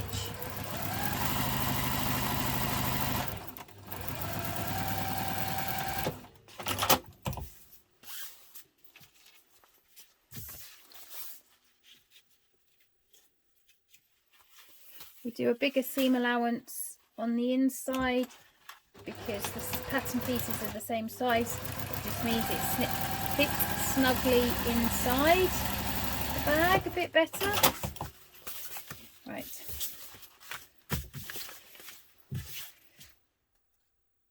Press those open. So this has been done wrong sides together. So when you open it out, you've got your right sides together. Right, so I'll swap to my black thread, and I will be back. Right, so I've put my black thread in, and I'm going to making sure that I've got the top at the top, and I'm 2 right sides together. I'm going to stitch across them with the seam allowance stated in the pattern.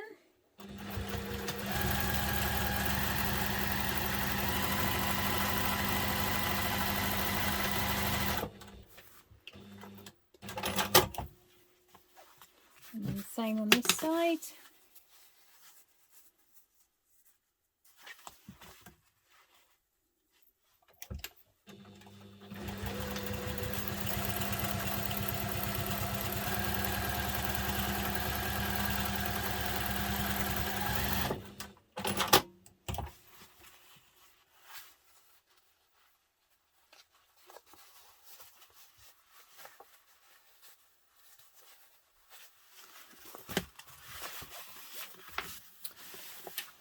So I do it in the black because it just means then you won't see the stitching if any comes through. You want to press the seam open. I'm going to finger press, and then I'm going to stick a clip, and then I'm going to change back to my green to top stitch.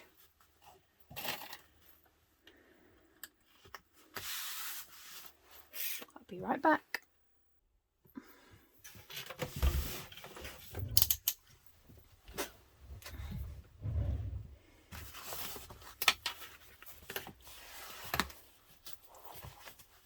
So change my thread, making sure they're folded under and I'm catching them. I'm going to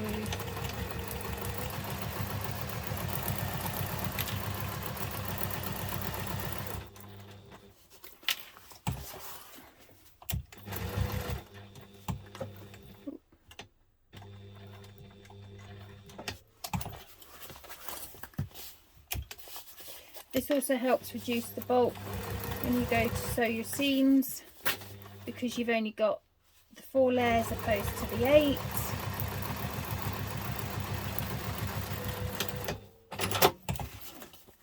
That's a bit wonky, Claire.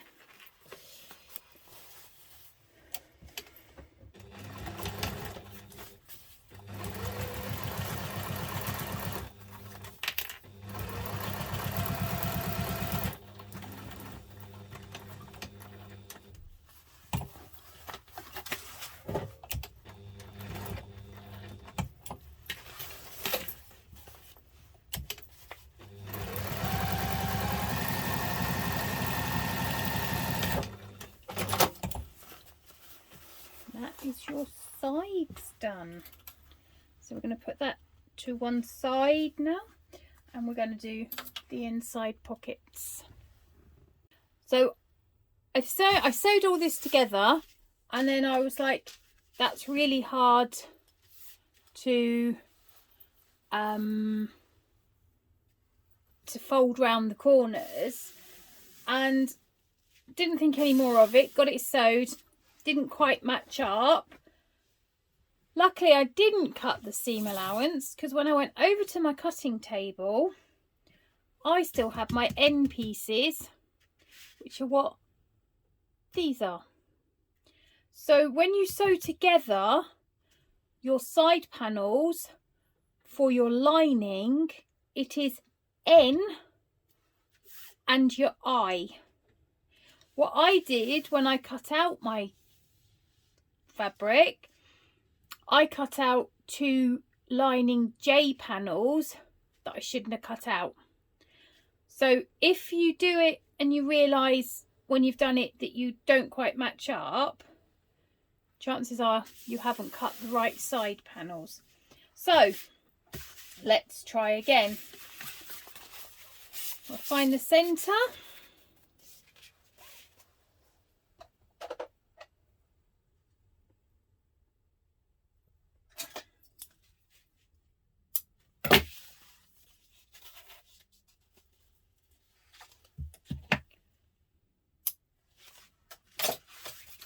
Right, so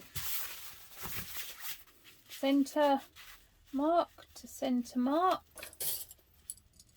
couple of clips.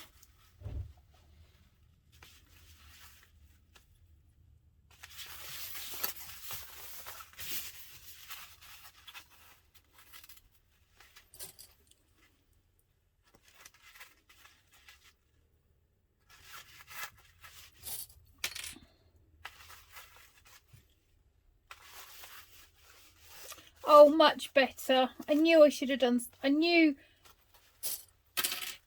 should have realised when it was quite so difficult to match them. Right, so now we just need to do some little cuts along here. It just helps ease the fabric round the corners, because of course you're trying to put a straight on a corner. So much easier. Sometimes I think if I had a brain I'd be dangerous.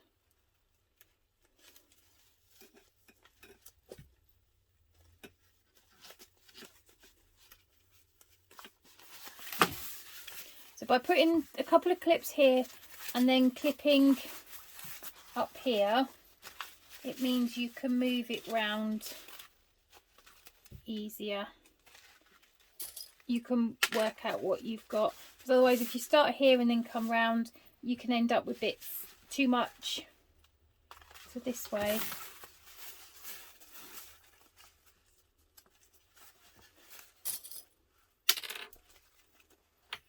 By folding the seam down, open, you get less bulk. Not that that's an issue here, because this is really thin ripstop.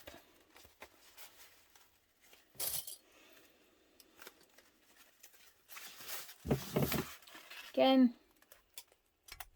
a few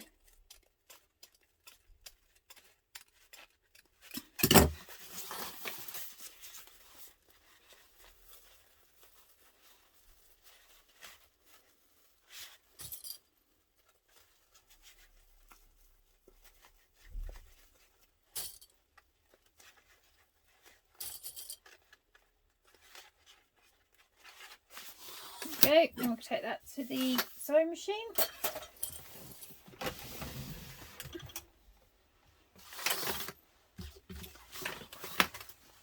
Right, so when you start this, you want to start with the seam allowance given for the exterior, and you want to do about 1 inch, and then you want to go to the seam allowance for the inside.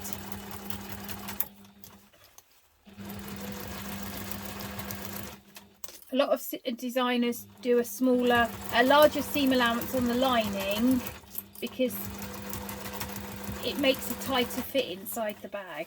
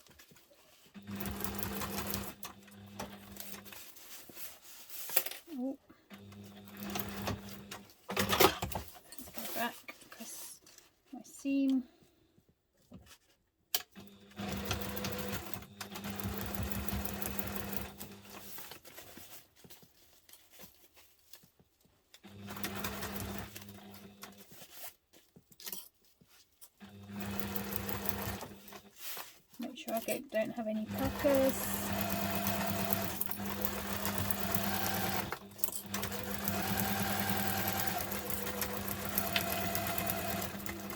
And then as we're getting towards here, come back out to the bigger seam allowance, the smaller seam allowance. That just means that when you then go to turn it, they match up. Make sure you've caught it all done. So now time to do the other side.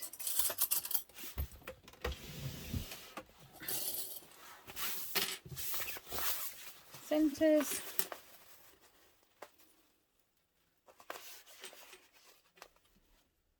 You might notice I've got lots of little clips. That was because I was trying to match it round and I was using a piece that was far too small,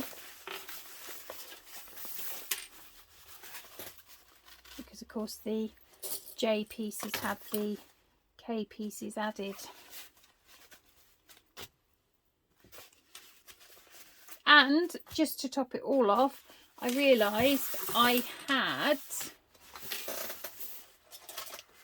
added, I'd put the middle bit, the bottom, as one of the sides. So I well and truly messed up that one.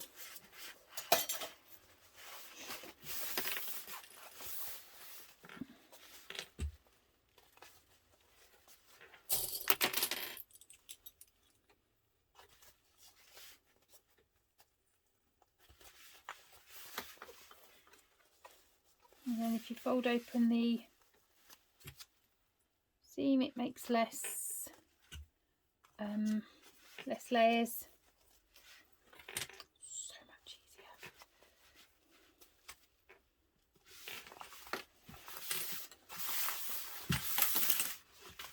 Should have realised, because it took me 20 minutes to get the lining to fit.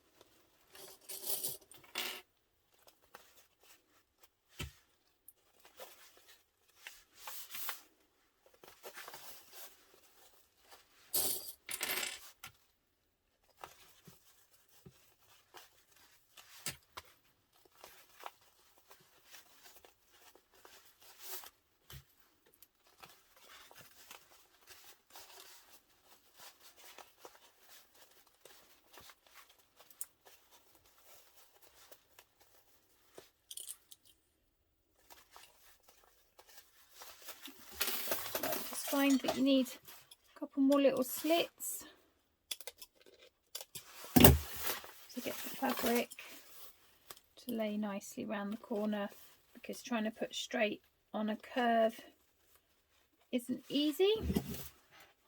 Take that to the machine.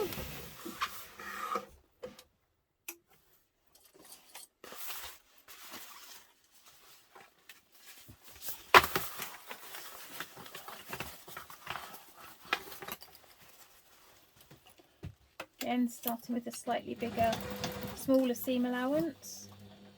Oh, my needle's come on thread.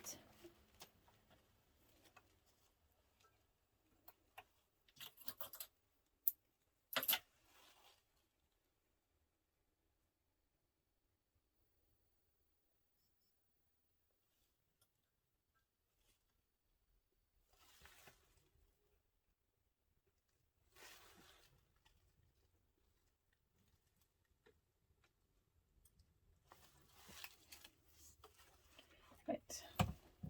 So smaller seam, external seam allowance, about 1 inch, then just moving to the bigger seam allowance.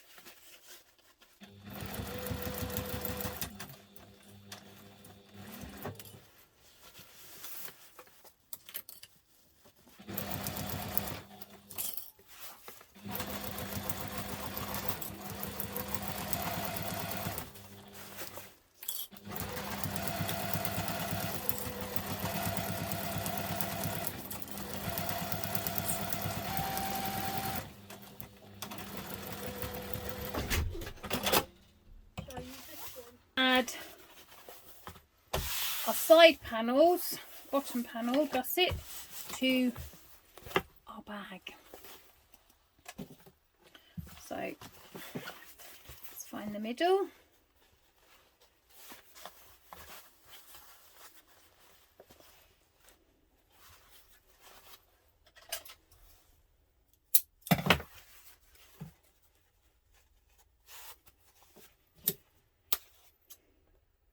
And the middle of this one.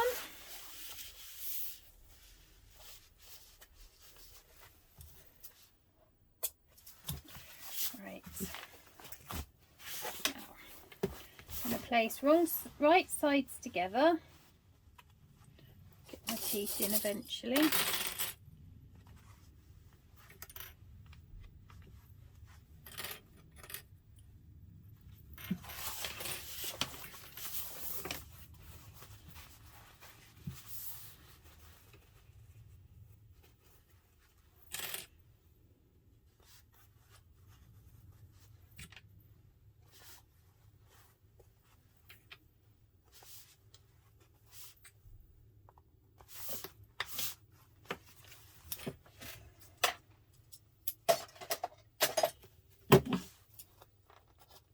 Few little clips.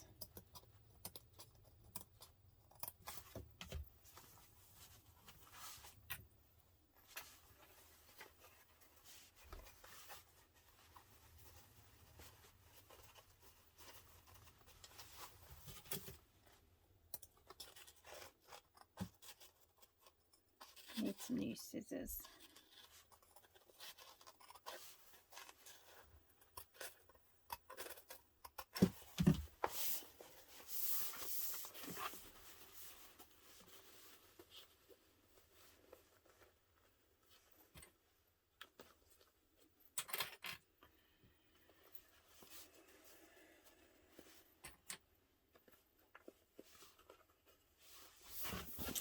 Need to do just a few more clips just on the, oops, that's a bit big, that one.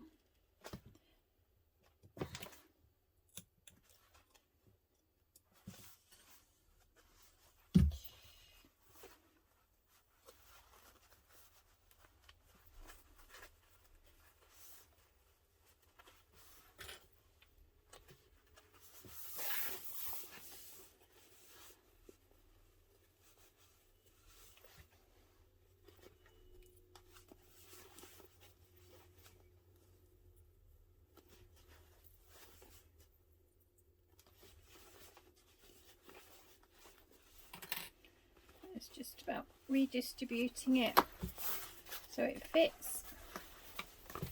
I'm going to clip those two together.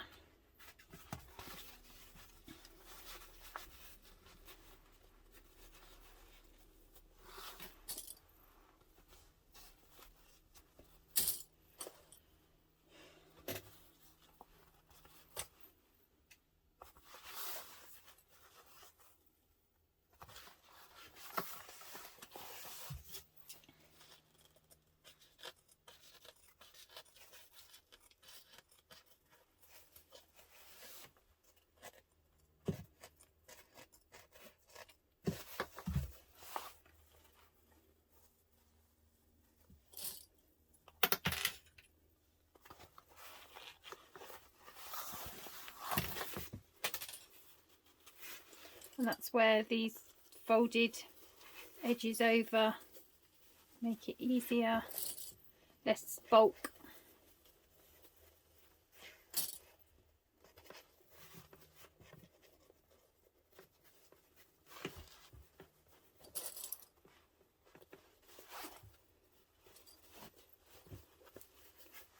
I'm going to take that to the machine and we'll stitch that.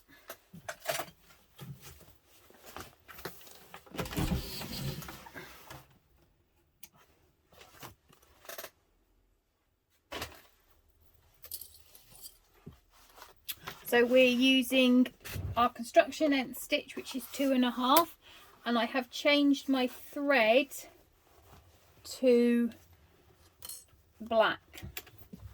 as I'm sewing up the outside of the bag.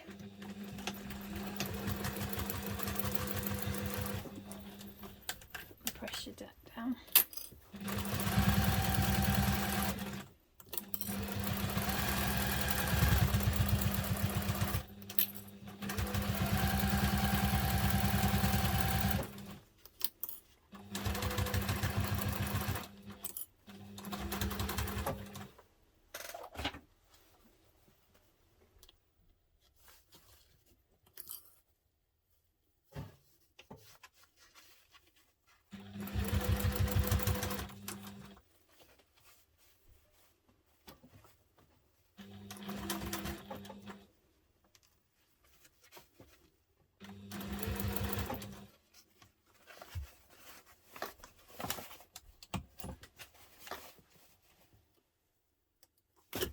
Oh.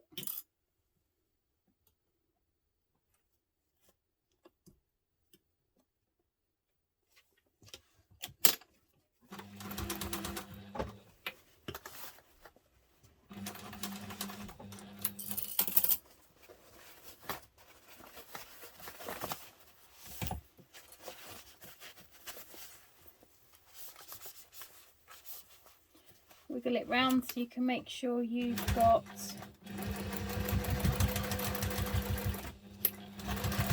hopefully got no puckers.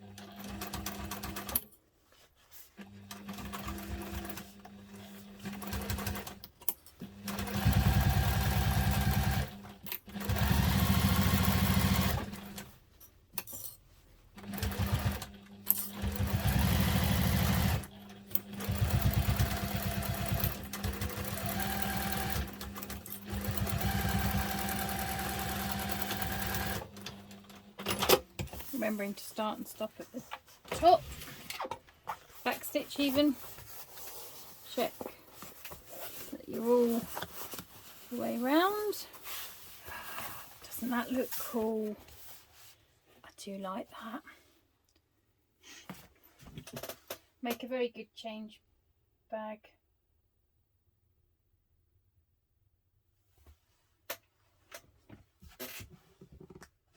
Now let's get the front pocket. I am going to move this up a bit and then I'm going to clip it. Where am I going to clip it? Right, so I'm going to have to make a mental note not to get that in the seam because, you know, chances are I will. Centre. So let's match up the centres. A couple of clips either side.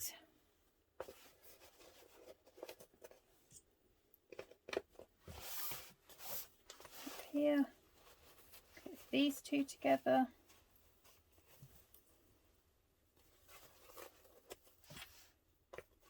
It's easier to do it this way and then work your way down and round. Otherwise, if you get to here and just work your way up, you might find the excess that you've now got to put in here means you're too short or whatever down the top. You're not, you just need to. Right, so now let's put some clips in.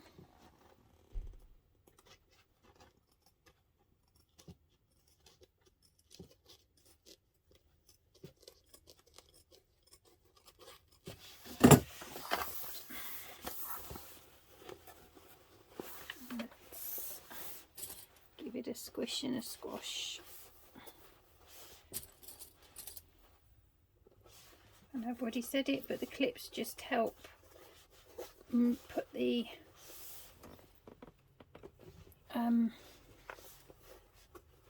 help to move the fabric, because of course you're trying to put a straight line around a curve, and there's very little give in waterproof canvas and vinyl.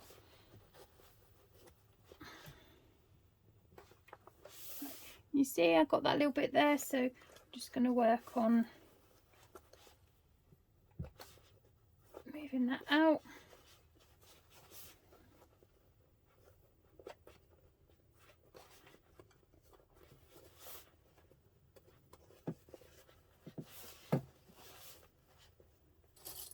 And just like that, it's gone. It fits nice and snugly.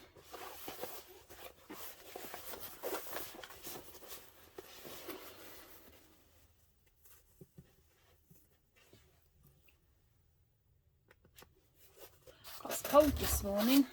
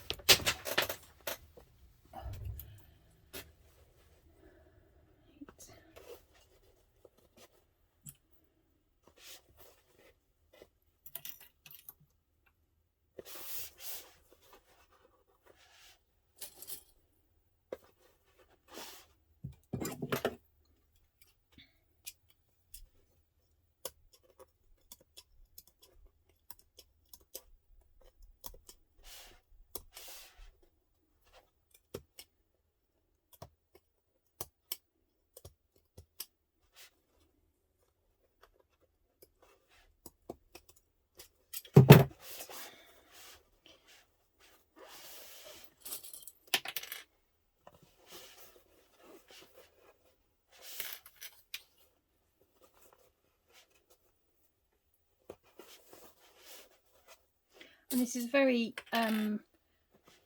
machine friendly bag if you've only got a domestic and you're using quilting cotton, because you've got very few layers.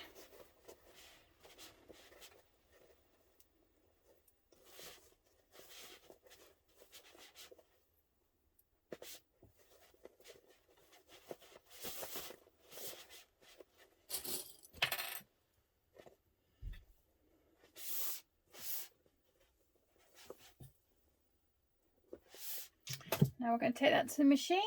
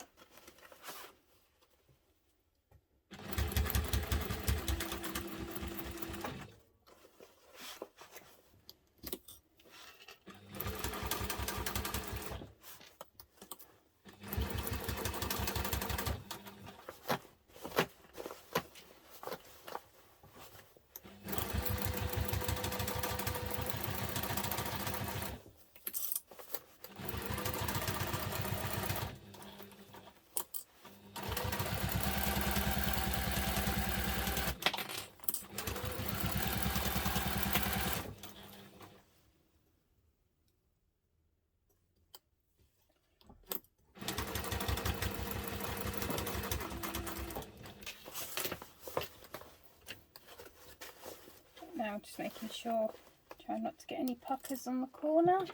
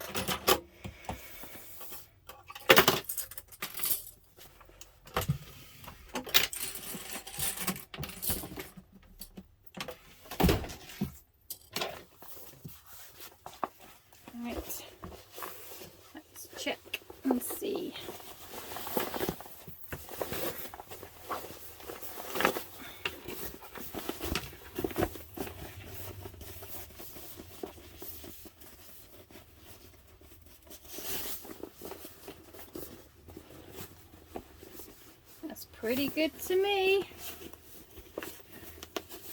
Looks pretty good.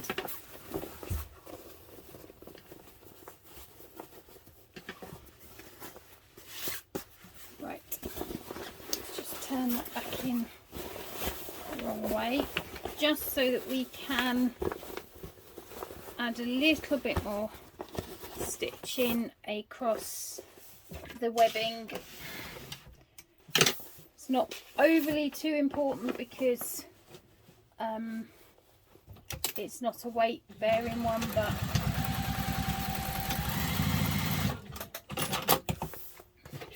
right, now comes the final stage.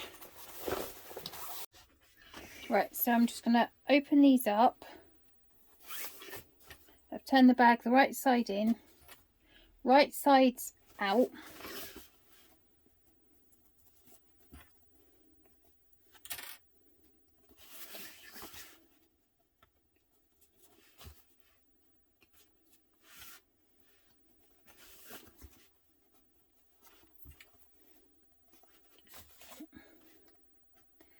Now, doesn't matter so much because either side are both the same.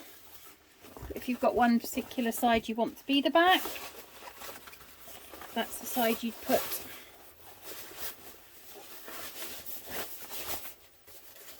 to the back of the bag, remembering that the flap is the back. So now I'm going to open up this seam.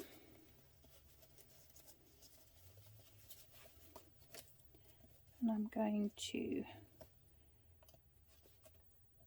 do that there. Open up this one. Do the same here. And I'm lining up the centres.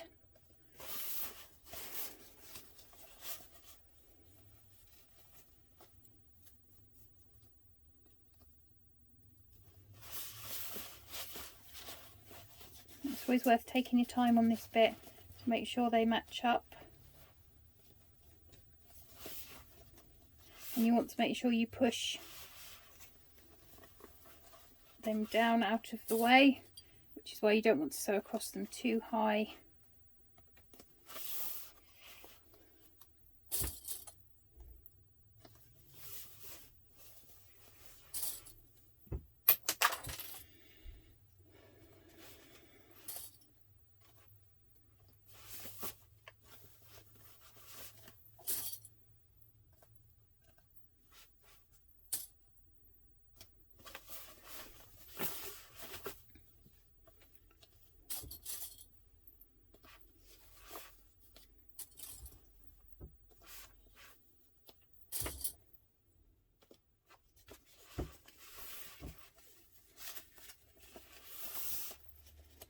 Again, let's tuck down out the way.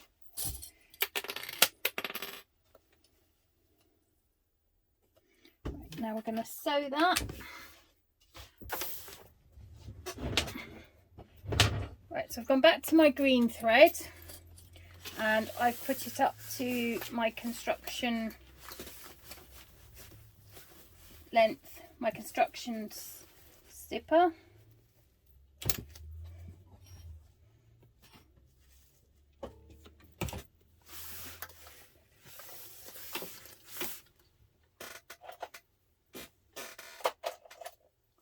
My air erasable pen, I'm just going to make a little mark to remind myself where to stop. Do that one there.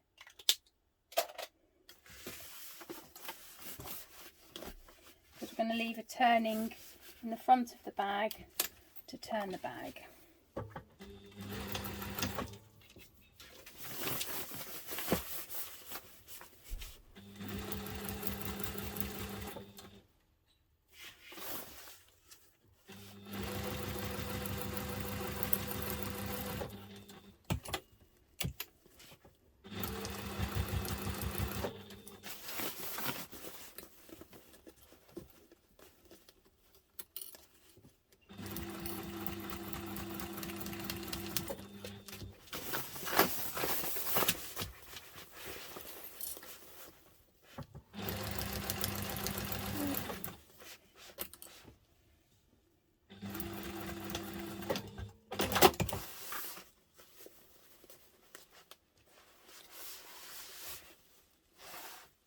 need to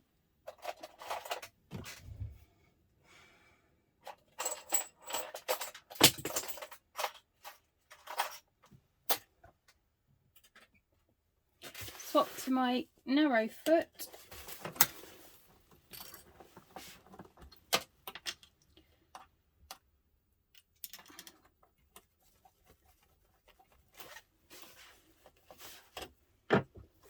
Because I don't know if you can see just here where the D-ring is, it's just coming up and off. So let's hope my narrow foot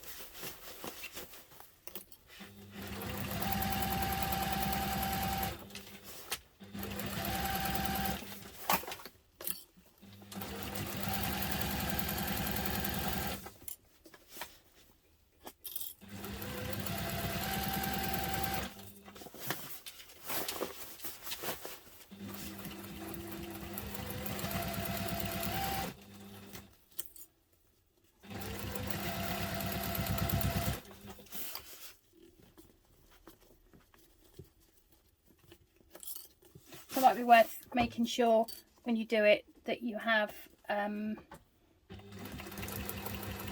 enough clearance from your D-ring to be able to do your seam allowance. I'm coming up to where I need to stop. Stop there. Remember to back stitch.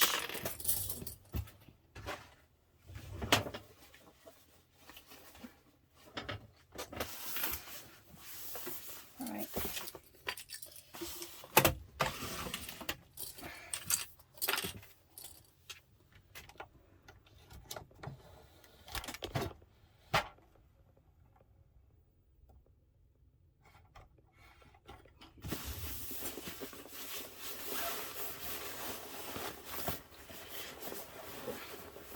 I want to turn this through,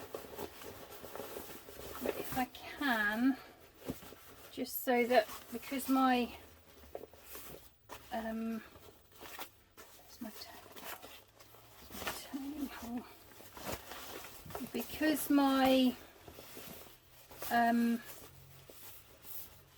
bag is so light, I don't know if this will work, we'll see. I want the lining to stay at the bottom, so what I'm going to do, hopefully she says, is within the seam allowance just stitch these together.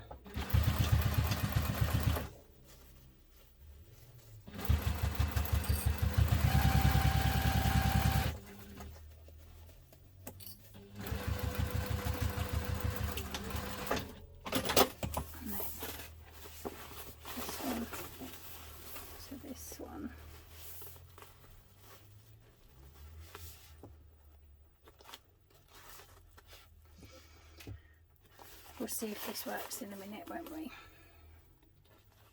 Probably not.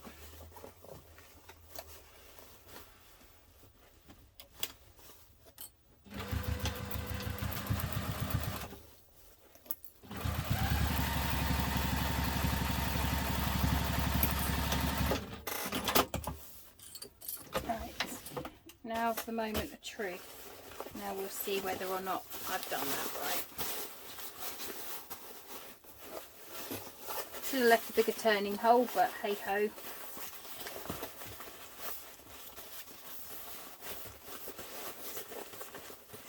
You guys all know to leave a bigger turning hole now.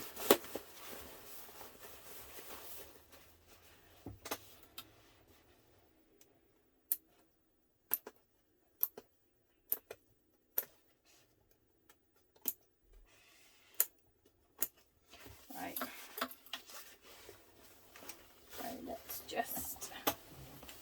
forwards to reinforce that seam because I've cut it.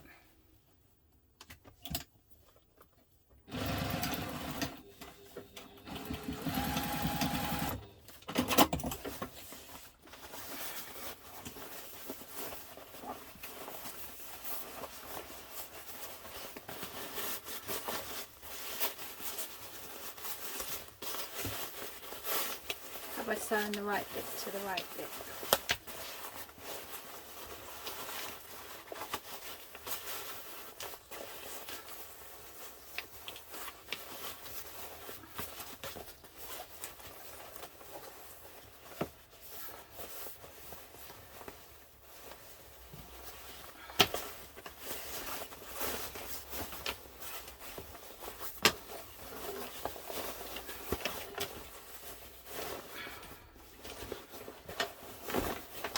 Now I've put my hand inside the bag.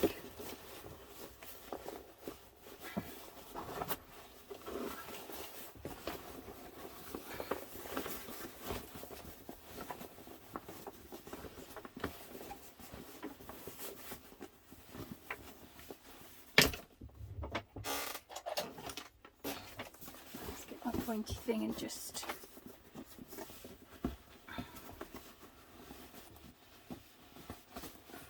along the seams.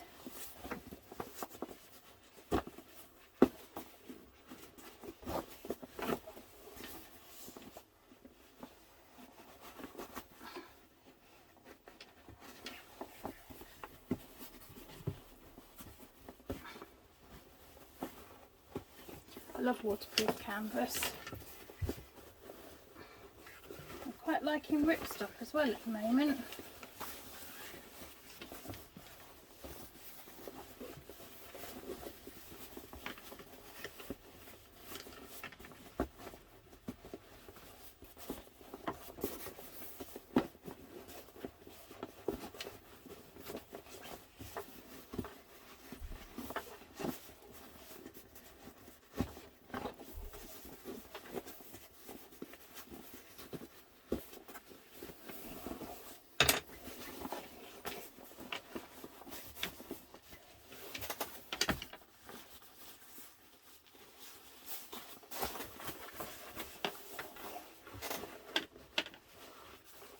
Oh yes, it worked. It worked. It worked. So now the inside won't pull up. So should anything be pulled out, you're not accidentally going to pull out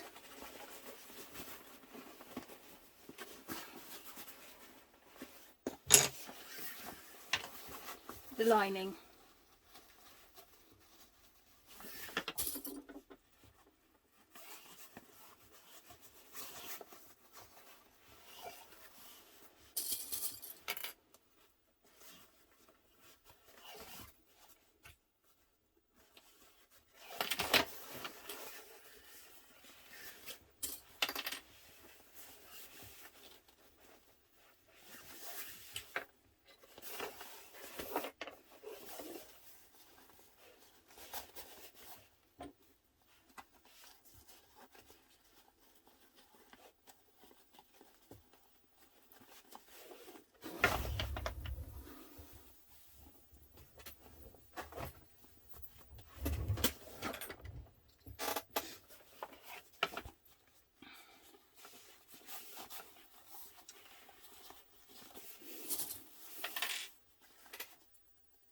So now we're just going to roll the edges round.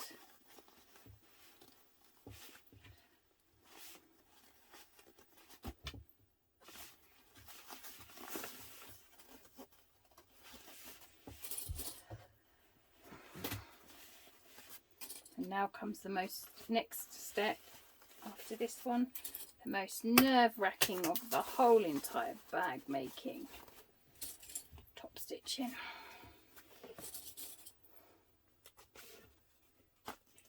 So I'm going to fold these two over.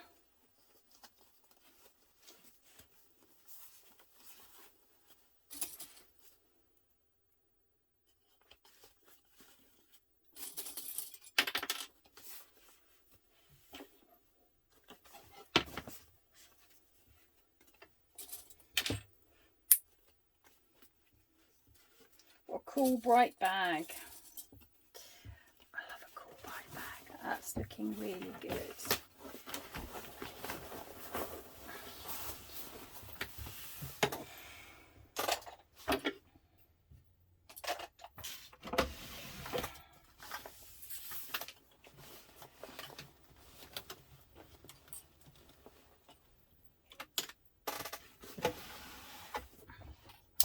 Back to top length stitch.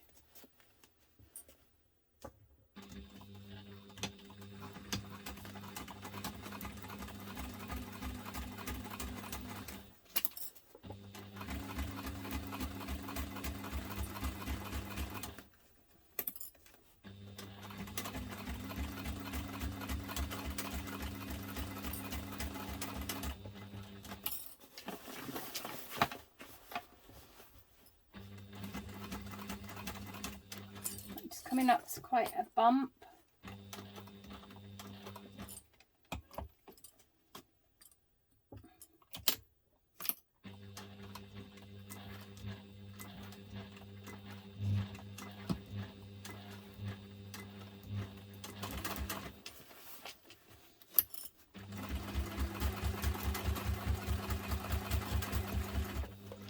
And we're coming up to another one.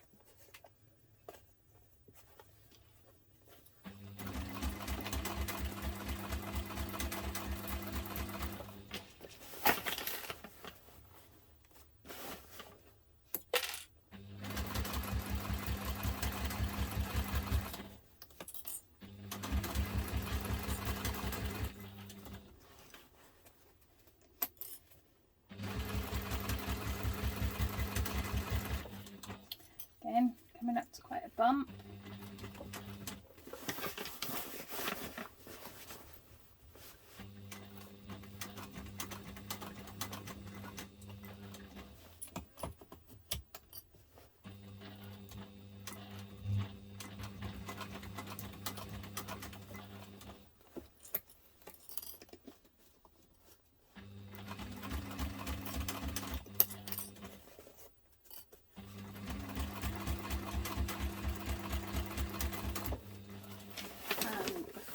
One.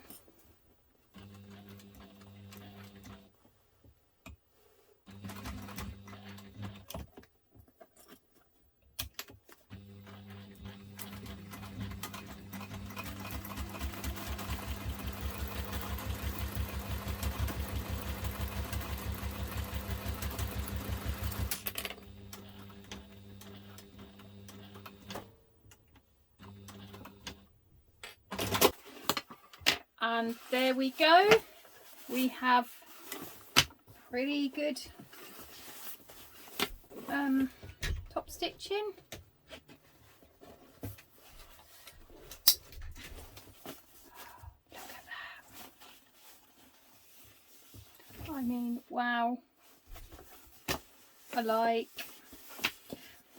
a lot. Right, so now we just need to do the strap, which is quite easy for me because I am using this. So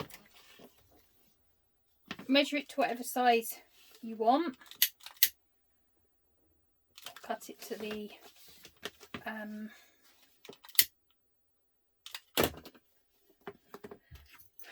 sizes in the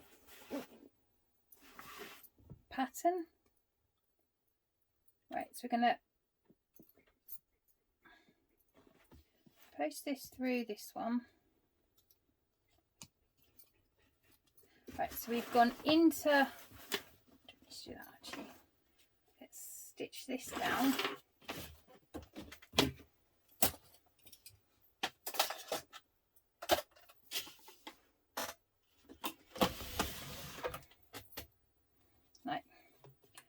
going to stitch this down.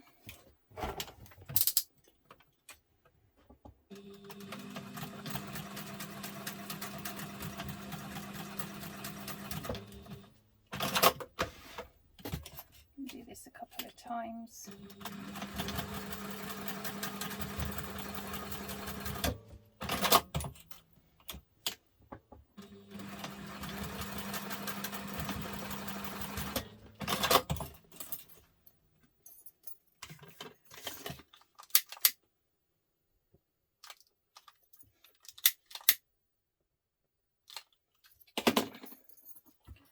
Done that. Now we've popped that one through there.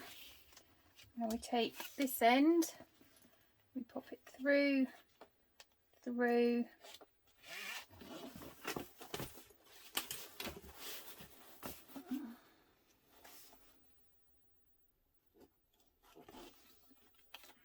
through. I don't think I've cut that long enough. We'll have a look. And then a couple of lines of stitches on here.